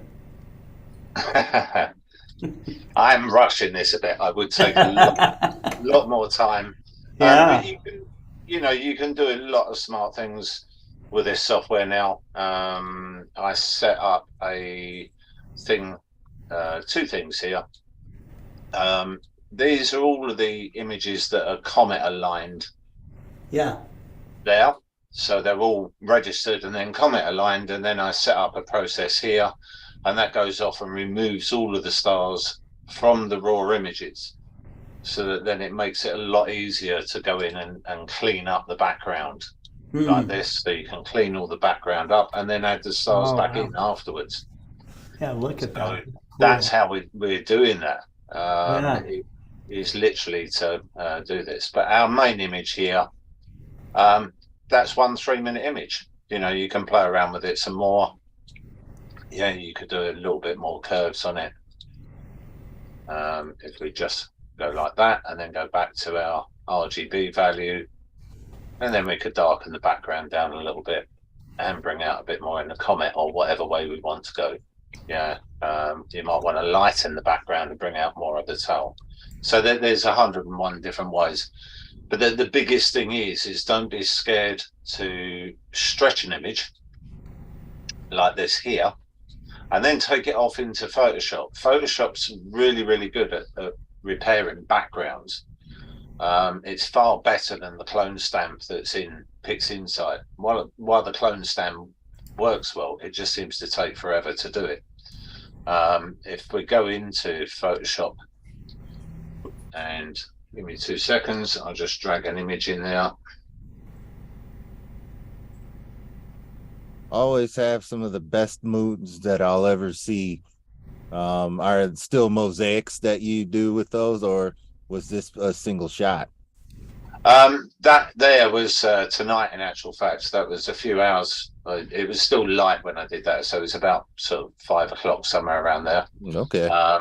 But the mosaics, yeah, I still like doing those, but I don't seem to have imaged the moon for months. You just go for ever and ever without imaging. Yeah, just got to. Yeah, it's been that way over here in the States, in my locale too, about 45 days. Every once in a while I get a glimpse of the sky. I take my wide angle lens and capture it. I have like 4 shots from the last 31 days. Right, so this would be the image with the stars removed, and you can see the marks there. But I'll just show you very quickly. If you save it as a TIFF in PixInsight, yeah, don't change any colors or anything. And then what you can do on this is don't crop it or anything. It's got to match exactly that star removal that you did on this. Yeah, if you start changing it, it's not going to fit back together.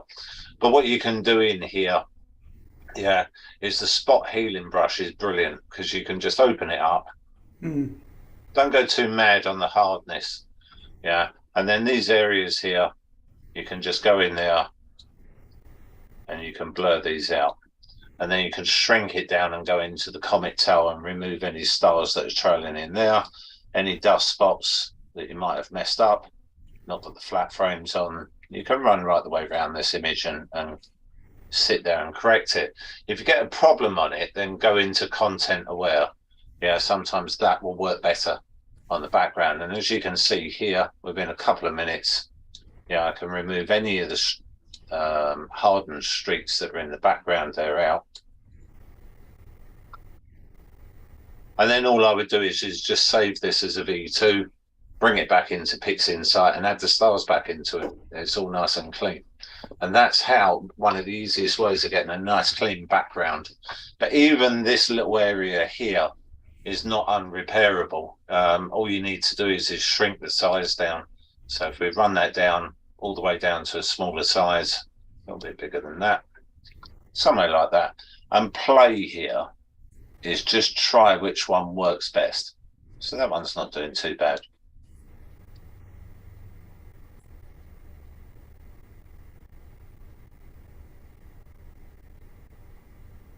And the same here, in between the two tiles, you can just go in there and patch it in. basically, and remove the trailed stars out, and it will come out absolutely perfect. You'll end up with, let me just get rid of that. You end up with it looking like this. So there's a little bit on comet processing. Excellent. That's great. How timely. Yeah. Yeah, I Awesome. just got done saying the comet wasn't much to view, and you show us though when you take an image of it, just like a lot of deep space objects, they can be quite beautiful. Again, just tempering expectations. You have to have the right gear, but it's more than just gear that gets you, to really pull out all those details that you're able to pull out of that comet. It's really your approach to actually imaging it. Really, I always say the first night with a comet, you lose most of that night because you're trying to find the best sort of times and how fast it's moving. If you're really wide field, that doesn't come in too much. But if you like getting in up and close and, grabbing a couple of galaxies next to it, then really that first night is about just working out those times. But it's a good ballpark figure, somewhere around 90 seconds works quite well. And you're going to bring out a lot of detail. And don't forget, the noises and the ISO noises changed dramatically on a lot of these cameras now. So you don't have to worry about raising it up. The old days of not going above sort of 1600 are out the window. Now you can really push the cameras up quite happily, 3000 ISO, something like that. And if you haven't got a tracking mount, then drop it down to 60 seconds. It's all good fun. It's just applying the usual things.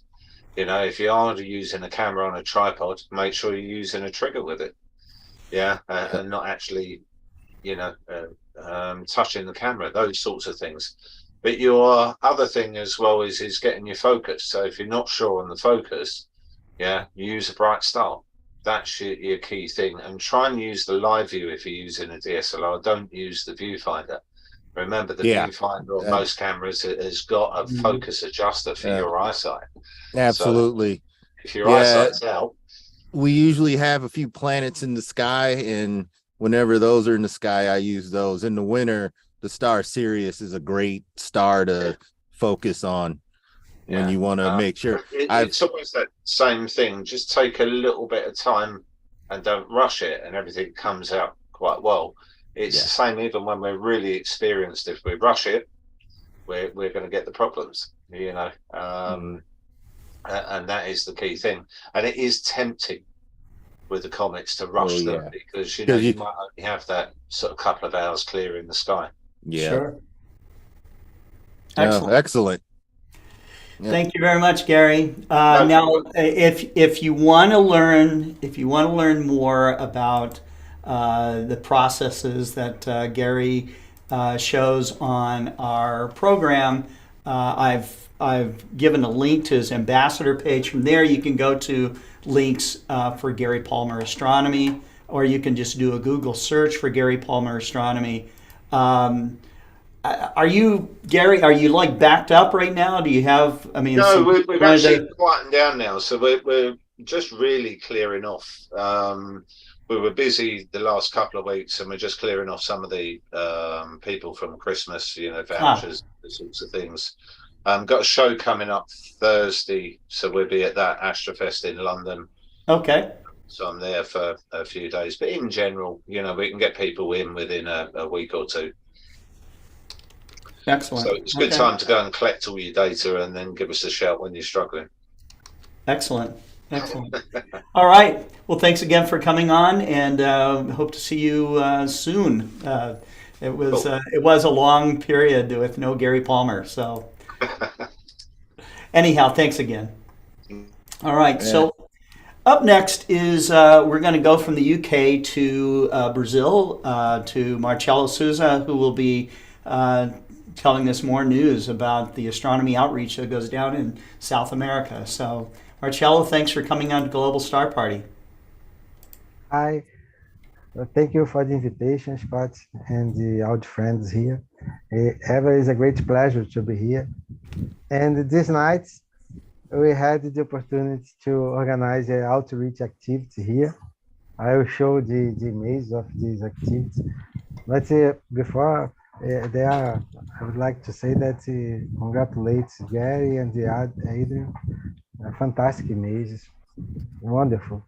Well, the image of the comments that Gary showed is fantastic. Great. And we can't see here in Brazil. I hope after the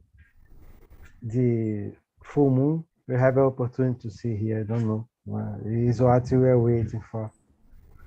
Let me share my screen.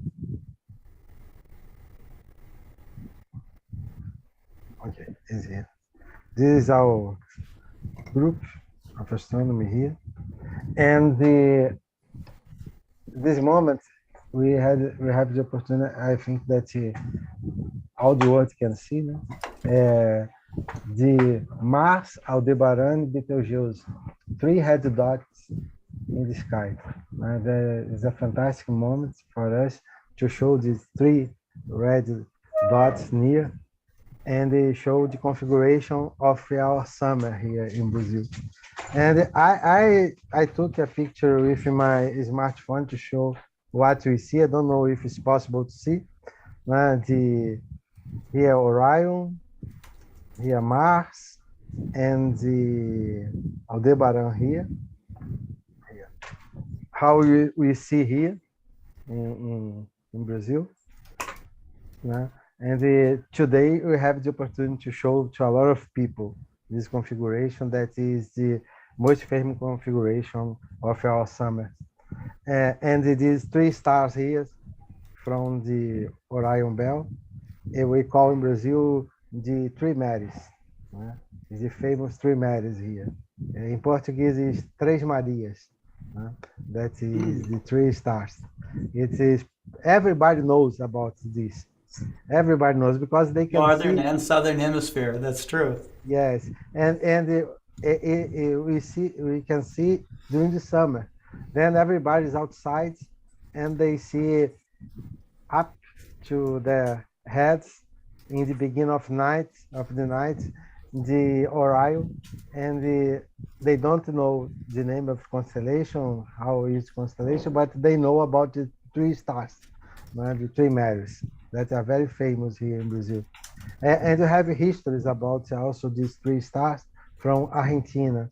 I don't know if someone from Argentina now, but I can tell this history next time. And here in Brazil, we also have the constellations by a tribe of Indians here. The difference, how that they see the constellation in the sky, because they also use different positions in the Milky Way. We have dark parts in the Milky Way, light parts in the Milky Way, and then they use this to build the constellation. This is the constellation of a bird here that's called Emma, and they use here the coal bag, how to say in Portuguese, saco de carvão, here in the Southern Cross, as the red of the birds, and the alpha and the beta from Centaurus are Geos that is here in the birds, and the Scorpius is the last part of the bird here. And I also have here in Taurus, they saw these birds, and the Pleiades is located here in the birds. This is a kind of is only a tribe here, but I'm talking about this because of the Southern Cross, because we use the Southern Cross to help us to find the South Celestial Pole. But during the summer, we can't use the Southern Cross in the beginning of the night, because in the beginning of the night, we can't see during the summer the Southern Cross. And here is the position of the Southern Cross during the year. In the summer, it's below the horizon. We can't see in the beginning of the night. And when it's begin the autumn here to fall, we see the Southern Cross in this position, number 1 here. In the winter, in the beginning of the night, the Southern Cross in this position 2 is up to us. Right? To find the south, you need only 2 points in direction of the soil that you know the direction. And in the winter is in the other position 3 here. But how that we find the south direction here using the Southern Cross? We that need to find when we outside, we have a popular way to find the south. We use this. We measure with our fingers the size of this part of the Southern Cross, this line, the big line here, and we measure 4 times and a half in the direction that they are pointing here, 4 times and a half.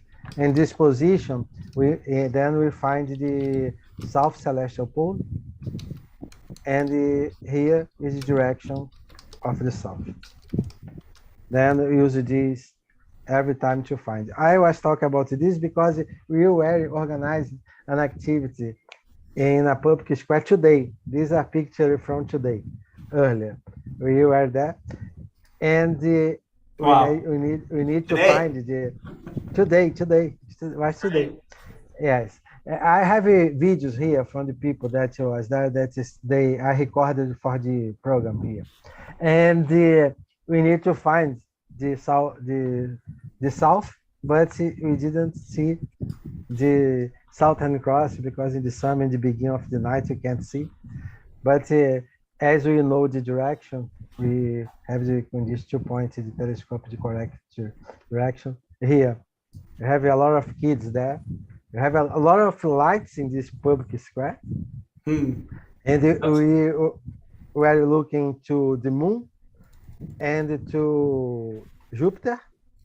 And today, Mars is located near the moon, and also Aldebaran near the moon. Then it was possible to show the configuration of the summer that's famous here. Here you can see a lot of people participate with us today. And here, members of our astronomy club here. And the sounds to show the video. I don't know if you, here is a video. I only a moment that I'll try to put it loud, the sound, that's okay. Let me see if it's possible. It's a member of our club. Hi everyone. Perfect. So always a pleasure to meet you.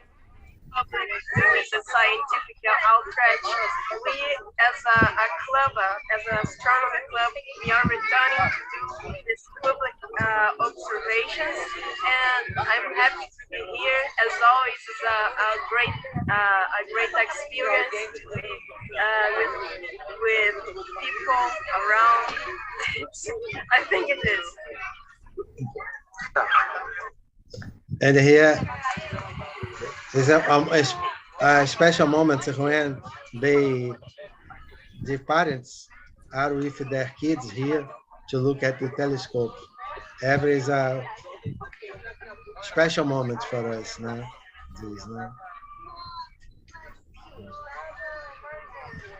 This happened 2 hours ago.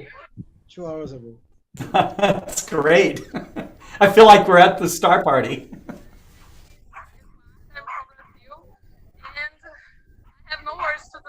Describe how I felt when I looked at the moon and when I saw these planets, and what I saw only when I studied, only when I was in the internet, and it was magical. The word is magical. And it was the first time that she looked at the telescope. It was the first time that she saw the moon and Jupiter front, looking at the telescope. She was very happy. It was wonderful. This I recorded live here, but to show we have new groups there arriving. They are trying to take pictures with the smartphone at the telescope. And it was a great experience again for us. And we are doing now is we have during January many nights with that rain here in Brazil, heavy rains in Brazil, but now it is clear. This week will be fantastic for us because we have the full moon during the weekend, if I'm not wrong. And this you will see a lot of lights there, but it was possible to see the moon. And I don't know if it's possible to see here in this video Mars, Aldebaran, and the moon. We have a lot of trees. We had to find a place to show Mars, Aldebaran, and the moon. Yeah. And we have Jupiter in the other direction. But even with lights, we go to the public square to show the sky for the people. This is our team that was there, and here is the girl that was first time that she saw Jupiter and the moon looking at the telescope. For us, ever is a fantastic moment. You see the kids there observing, and we are going to make again tomorrow, and that during the weekends. Every moment that you have the opportunity, we go with the telescopes to a public square to show the sky. I have a big smile on my face, Marcello. It's so great to see all those people enjoying the sky. It's fun. It's a fantastic moment. It's a fantastic moment. It's what I like to do. And now we organize our international meeting. Now the period is correct here. It's April 27, 29 to 29 here in our city in Brazil. I hope you can participate, Scott. You'll be very welcome. Adrian, Gary, everybody that wants to come here to Brazil will be very welcome here. We have a place to everybody to stay here. Yeah, you'll be very welcome here. I hope you can visit us. Thank you, Marcello. And I will show now the new magazine, Skies Up. That is wonderful. I received a message from many people. I shared some of them with you, Scott, by message in Facebook. They are enjoying the magazine. I'm stop here to show the magazine now. I share the homepage with the magazine. Here is the magazine. The Skies Up.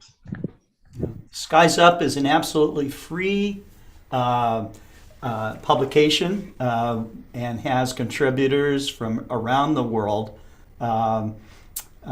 Marcello is the editor-in-chief of the magazine, and he does a great job in getting people to put together all kinds of articles, including we also now have a children's section, which Marcello can show.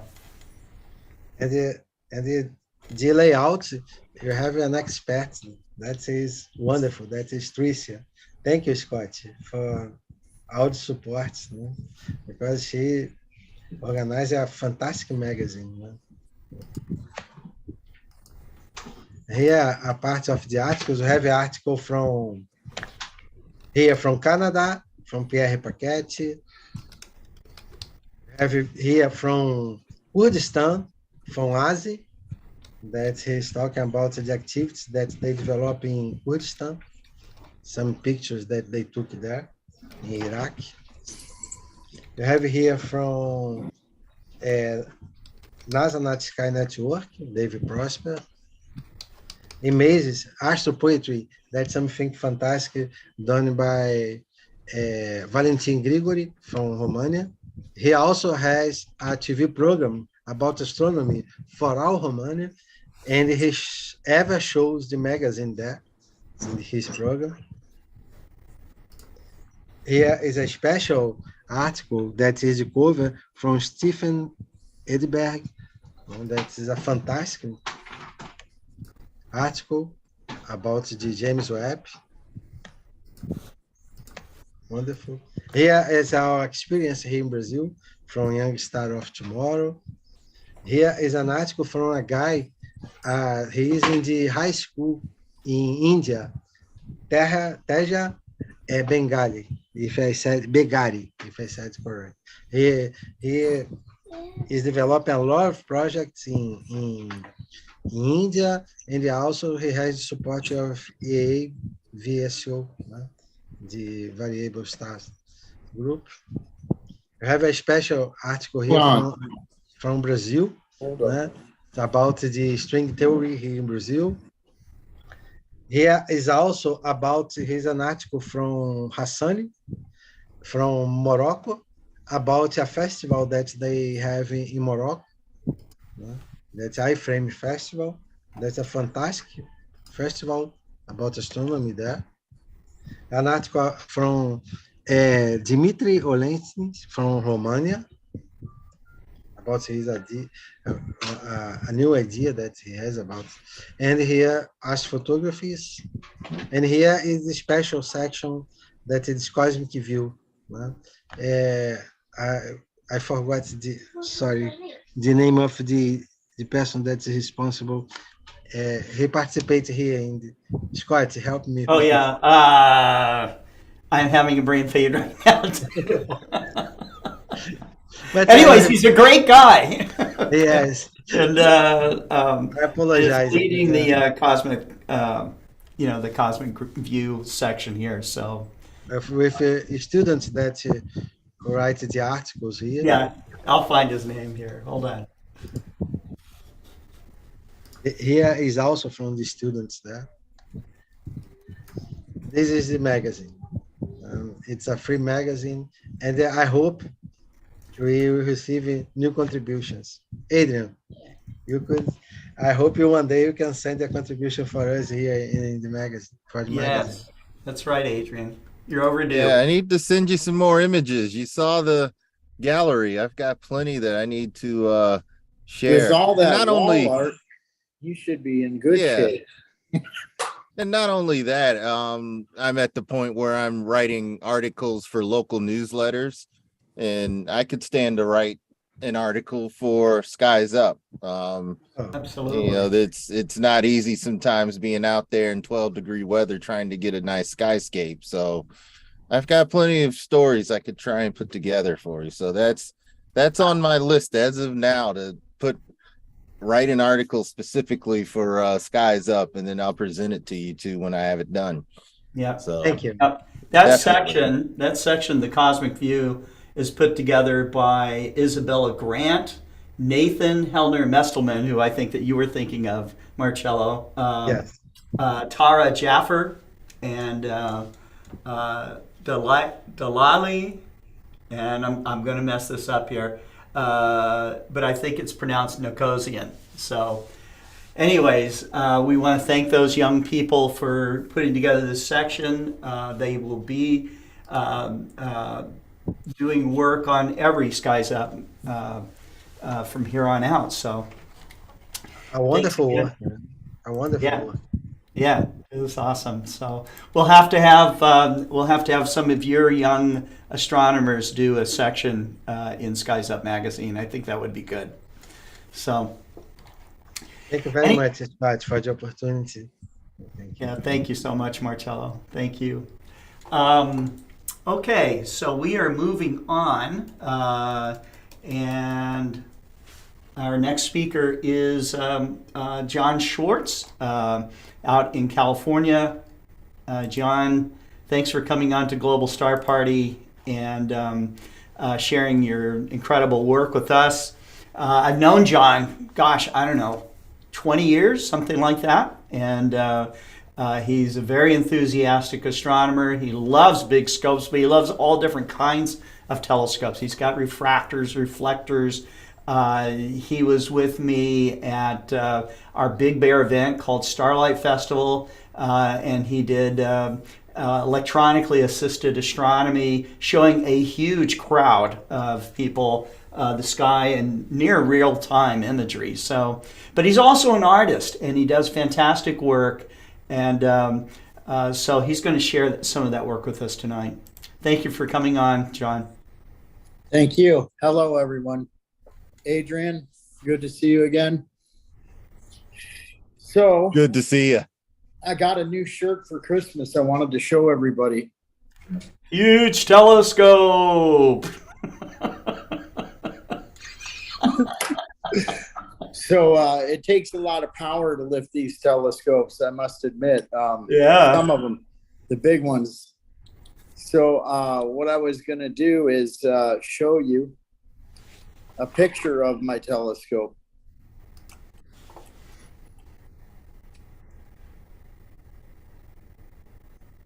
So there's my rig. It's a 28-inch go-to. Beautiful. One of them. But so this is the one I like to use for a lot of the, deep space sketches with galaxies and such. And just aperture really helps. And sketching actually helps you see a lot more detail. So if you can see it averted, you can add it, but you have to study it and make sure you can see it. So moving along, I'll show you a couple other galaxies. The other day we had a horrible rainstorm, and the sun came out and I was like, I've got to go look. And I looked and lo and behold, this is what I saw. A beautiful rainbow. Wow, what an incredible rainbow. Very like Adrian said, when you're there at the right moment, if you have anything to capture it, you're ready to go. So perfect example. Yeah, I sent that one to my mom because she really needed some cheering up. I apologize about my hands after using your iPad. iPad, yeah. Check out this one. Nothing wrong with that at all. So if some of you guys want to do presentations on Global Star Party, if you got an iPad, even an iPhone, you can do it. So yeah, it's actually really amazing. So there's that. Let's move along here. I've got quite a few. So let's see. The other night it cleared finally, which was a great thing. So I was able to get this little weird sketch out. You'll like it. It's different.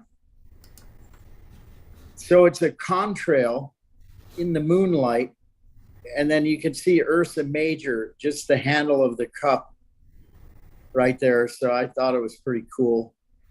Yeah, I see it. That's a Procreate sketch. That's my new platform. I've been using jumping up to the Procreate in the iPad. So it's a little different. It's taking me some time to learn, but I'm having fun. That's the good part. Absolutely. Okay, so I had the pleasure of going to Mount Wilson with Scott, and that was a great trip. We did look at Mars this time, but there was another trip I went that it was even better. So I'd like to show this one. This is Mars sketch looking through the Mount Wilson 60-inch.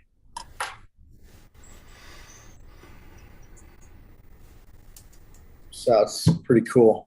Yeah, that V-shaped region has a name. I don't ever remember the names of the features on Mars, but I remember seeing Syrtis Majoris. I'm not quite sure. Yeah. Which one? I lose track. Yeah, very beautiful sketch.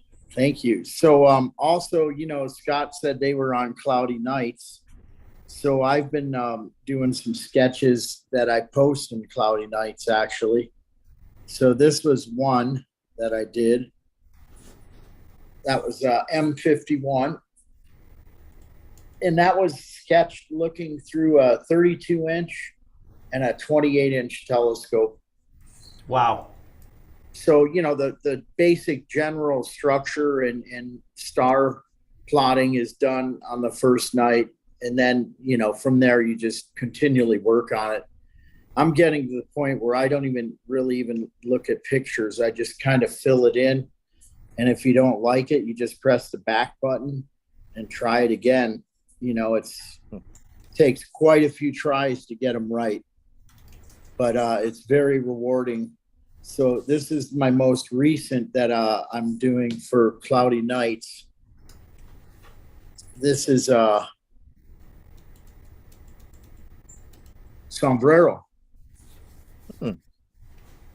So that's, very reminiscent of an eyepiece type sketch, which is what they prefer, because the sketching forum is about sketching. So, but this is all digital. I did the basic 80% of it on my cell phone, looking at the eyepiece, if you can believe that. Oh, that I've seen a good sombrero through a 24, and that all that does is bring back memories of what I saw. It's pretty well spot on. Thank you. It was a great night. It was 20 degrees. So you know what that does. Freezes you. So these are a couple. We've had a lot of rain, as you were saying, and it's really a bummer when you can't get out and do anything. So I do these quick ones. These are quick Moon and Jupiter conjunction. Did you see it the other night? I did. I missed it when the moon 25th. They were that close. Yeah, I caught the moon and Mars. You may have seen that, but I missed Jupiter. That's Jupiter and the moon. And so I kind of like how it's just a wild sketch of the moon, just rough, very quick, but effective when you get back at it. Even because I know there's detail in Jupiter, I try to put little bands in it. It's more noticeable on the darker one I did. Yeah, no, that's an fun. opportunity missed. Yeah, I mean, there's always an opportunity to get another shot at it, and that's what I do. And here's the later version. That was 5:40 p.m. and this is 8:40 p.m. Mm-hmm. And I can do these really quick. So now it's starting to set, and you can see again the earth shine on the moon. There's some cool earth shine, and I just do that out of my head. I just kind of keep playing with it till it looks sort of good. Some of the faces that come out, I have to delete them. They're not very nice on the dark side. You look at Jupiter, you could see just a hint of a band. I know it's there, so I don't, But, speaking of conjunctions, you do remember the great conjunction that we did, the Star Party. Yeah. I remastered my night. I took my image and I remastered it, and there it is in all its glory. Nice. That really was so good. Incredible to actually see that in a single eyepiece field. It was just that's a sketch, by the way, and I used a screenshot of the video to assist my positioning. Sure. But again, I just go to work and I can I can even paint Jupiter, Mars, Saturn. Now I don't even need to look at a planet anymore. It may take weeks to get it to where I want it, but I'll get it eventually. It really helps again improve your detail. Sorry about this hand thing. I've got to get it figured out. All right. So moving along, let's go to this was a great picture. My dog always follows me around. So I put him, it's not one of my best pictures here, but so this is a scene I created. Again, when you're out and about and you see these things, you want to take advantage of it. To be honest, this was actually a sunset that I converted into a moon picture. And every time I do my pictures, I have my little friend Bosco, who's right here right now. I'll hold him up and show you guys in a minute. But if you look to the right of the where the dark cloud is, you'll see my little buddy. I put him right in there. I noticed that right away. Yeah. And then I got him in. That's a cool. I got mark. him down here. See him? He's a Yorkie down at the bottom of the moon to the right of the moon. You can see his coloring. No, okay. Yeah. So I've been having fun doing stuff, like Dolly, putting in hidden content. And I've been doing this with a lot of my pictures. So it makes it a lot of fun, But every time I go out and do something, he's right there, as he is right now, chomping on my leg, wanting to get in the photo bomb. Yeah. I'm gonna lift him up and introduce you all. Do you take your dog to astronomy events? Yes, I do. I You do? take him to Mount Pinos and Nice. I've taken him to Chuchupata. He loves to go with me. Yeah. He just Astro sits dog. in. Yeah. But he loves being out and walking and meeting other people. He's really mellow. He's almost like a man, like a person, a little person. He's just very quiet and like bonded. It's amazing how keyed in we are together, Yeah. So I've been putting him in a lot of my pictures. I'll get a few more out and then we'll move forward. This is another one from Wilson, the blue snowball. Oh yeah. Yeah, and it really does look just like that through the 60-inch telescope. Like, again, Adrian, you were saying about green, we know what that is. I mean, it's the way our eye sees in wavelength, what we're, able to see naturally is more of a green or a blue, depending on your retina, I guess, Yeah, it just depends on your own personal equipment. So this is a pretty good view. I mean, at Mount Wilson, those planetaries are unraveled. They just come, you can see all the inner structure and the central star. It's even with the moon out, it's just amazing. Oh yeah, planetaries just pop through. That was amazing. With color. Yeah, that's right. Well, that's great, John. Let me do one more.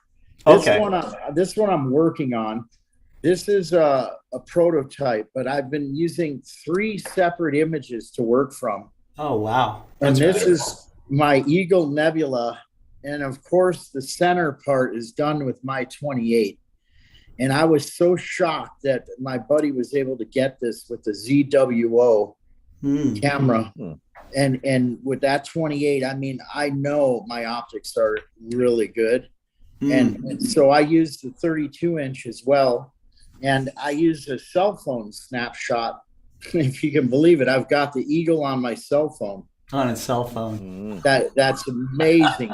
I'll show that next time. I mean, it's almost exactly like this, but it's a cell phone snapshot.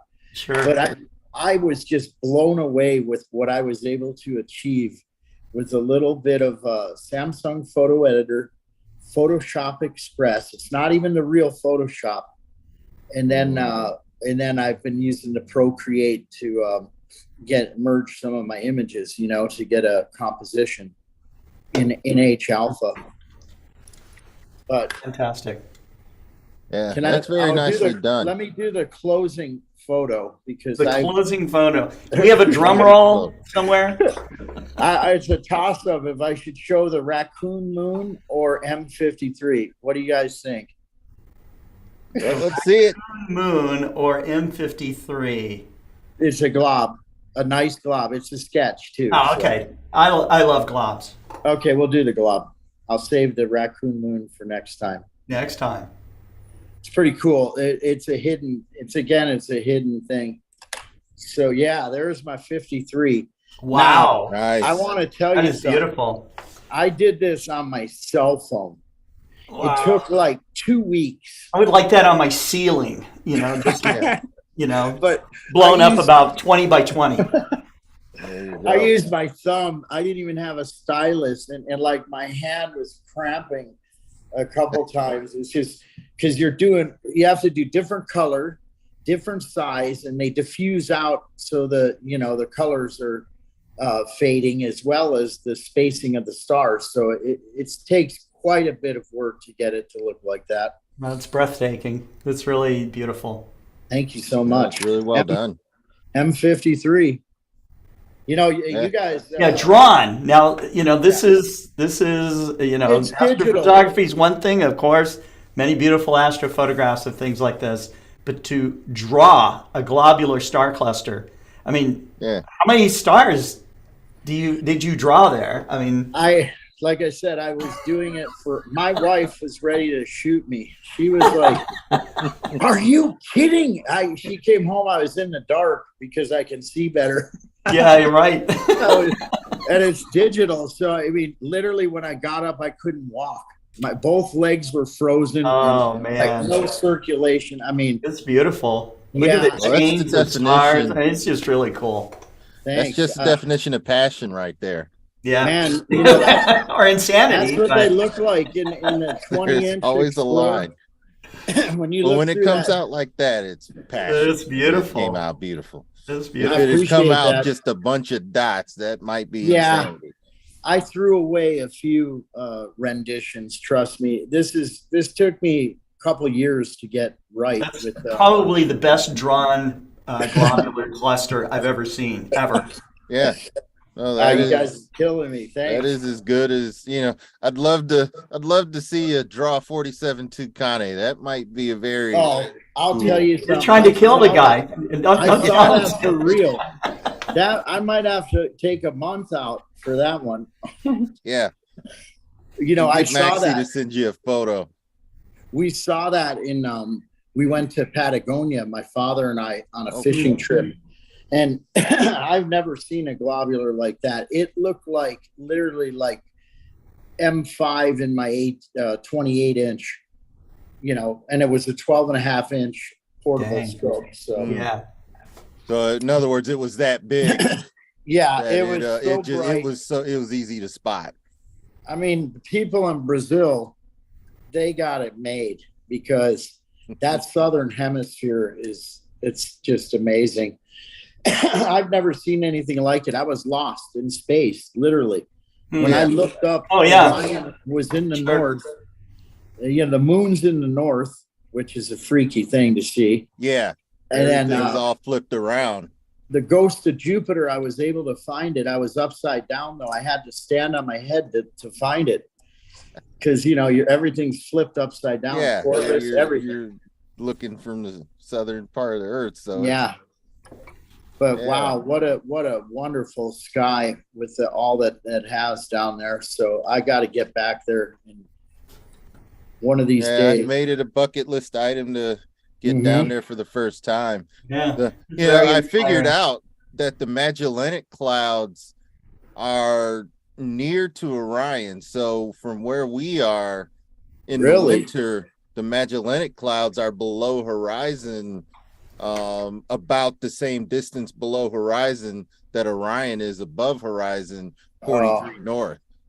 Right. So it's like, man, they're there, but there's no way you're going to be able to see them. But it's like if you could only pull Orion up a little further, you know, but at that point you're messing with space and physics and you should probably leave all that alone. You'd have to go way high You up. got to go way down. Yep. Yeah.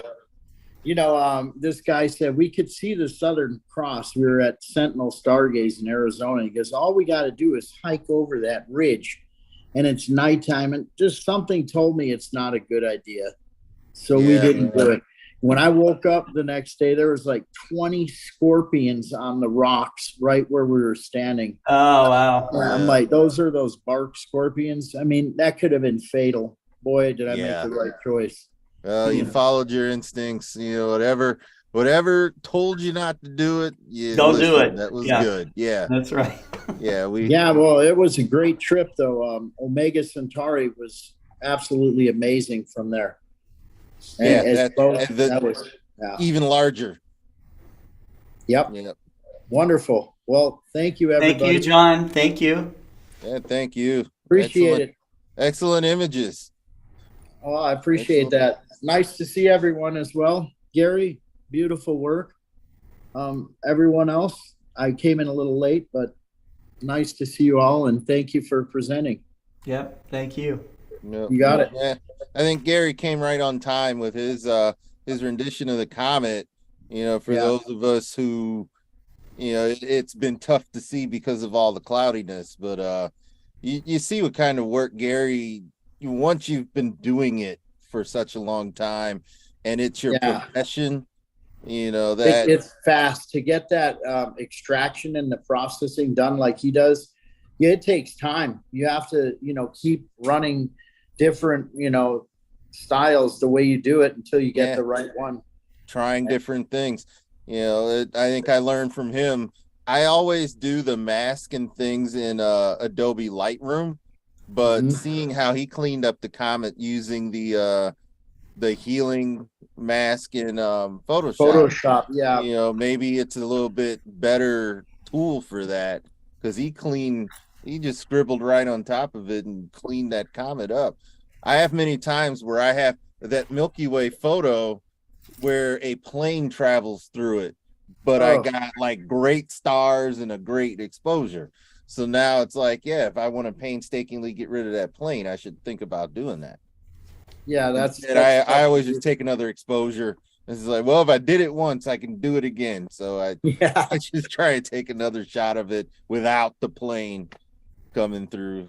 That it allows you a lot, like removing those stars like that, and then you put them in on another layer. Then your stars aren't all wrecked; they're tight. They're beautiful pinpoints. So it's a real knowledge to learn how to get that stuff. It takes years. It's worth having somebody tutor you. To Absolutely. Yeah, and you're gonna do it. And I know what I do is rather unique because I don't always have the same amount of time to stack, but I have been looking at doing that, and a couple of tools for the Mac that I've played with for stacking. I actually did, I think, about a 9 1-minute image stack of Milky Way, and then put a foreground with it. The sky itself didn't turn out bad at all, and it's something that I'm going to look more into doing with my composites. And, you have to blend each each one to get them close, and then if you all don't mind me really quick, I'll show you where that is. A lot of these are single shot blends. When you're somewhere dark, you end up with something like this. That's a single shot. That's I think a minute or so. This was like how many seconds? The 8 seconds. When it's dark enough, you can get all that in 8 seconds. That's amazing. You're out at borderline border one skies. That's just a whole different animal. Out here in Michigan, you just shoot the moon because of that. But I'll show you the picture that I'm talking about. It is right here. And this was like 30 seconds because I wanted to get out of this road. Here is the stack. Wow. And that's what I ended up with some data here. And this was with a lens that didn't, we focus on the sky. The ground could have used the river is beautiful. Right. There's things I could do to make the river a lot crisper. And in fact, I would. But if you look at this, compared to some of those shots that I took in the Milky Way in a Bortle 1 site, here you go. I mean, here's, I'm getting similar results with the stacking that I get when I shoot, that's probably the best. This is how astrophotographers shoot from the city, Yeah, 30 seconds in or turn. 15. Yeah, and filters and stacking. Yep. And if you keeping processes similar, you get some differences in how the skies look. When you stack it, this is akin to a high Bortle 2, Bortle 1 looking Milky Way sitting in a Bortle 4 zone. So you start to skew some of the the optics a bit. Yeah. But you still have, you still make it, you get some real beautiful images. So it really depends. This zone here is this was done without a modified camera. This is a true Bortle 3 zone. When I get back there and hit the SQM meter, I'm gonna check that out. Now, you know what? I'm sitting here showing Milky Way shots. John, have you ever tried to draw parts of the Milky Way, or you like to focus on other areas of the sky? I want to do one. I'm trying to allocate the time with the wife. I have to take a few months off to do that one. Yeah. Because some of these shots, you take them and you get out of there. I'm looking for one I took recently where I took it and I just got out of there. The wide field shots for anybody starting out, that's probably the best way to do it. Yeah. Yeah, I think I'm getting closer. This El Sabo River, always a lovely shot. But I don't see the one that I did that this one.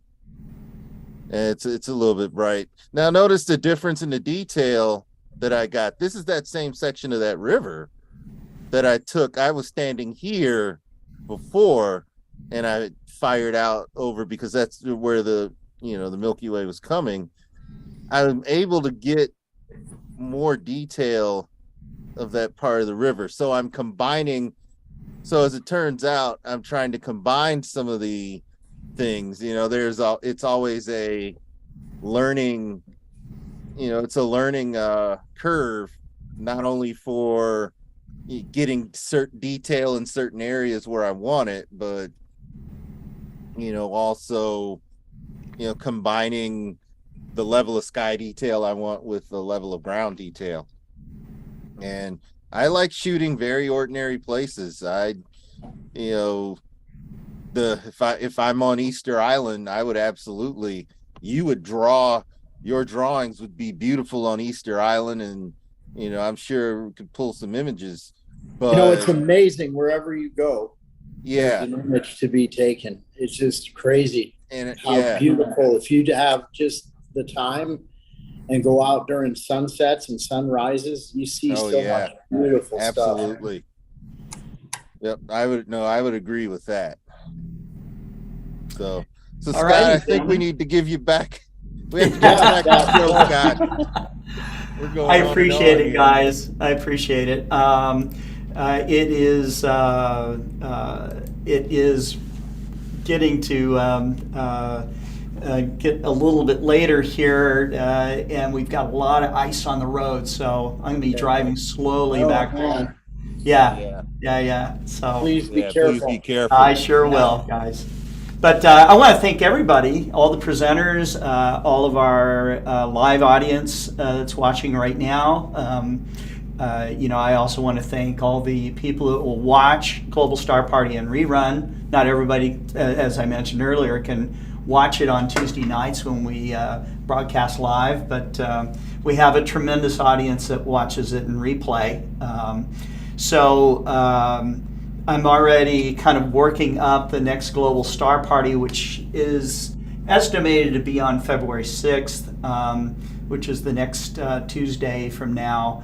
And we have some suggestions by our presenters to focus on a theme of falling stars. So we'll see if we can put together a program about meteors and falling stars in that presentation.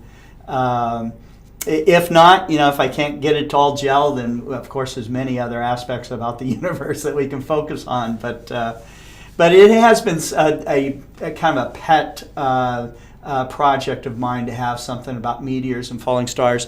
I love meteors. I think I might have shown this a little bit earlier, but this is a new project that I'm working on right now called the Meteorite Capsule. And this right here is a beautiful piece of nickel iron called the Semchen meteorite from Russia, and I've off and on have delved in making meteorite kits and stuff like that to inspire people to kind of be able to touch a piece of space. So, and to kind of have that connection. Anyways, thanks again, guys. Have a good night, and until next time, take care. See you soon. Good night, everybody. Bye.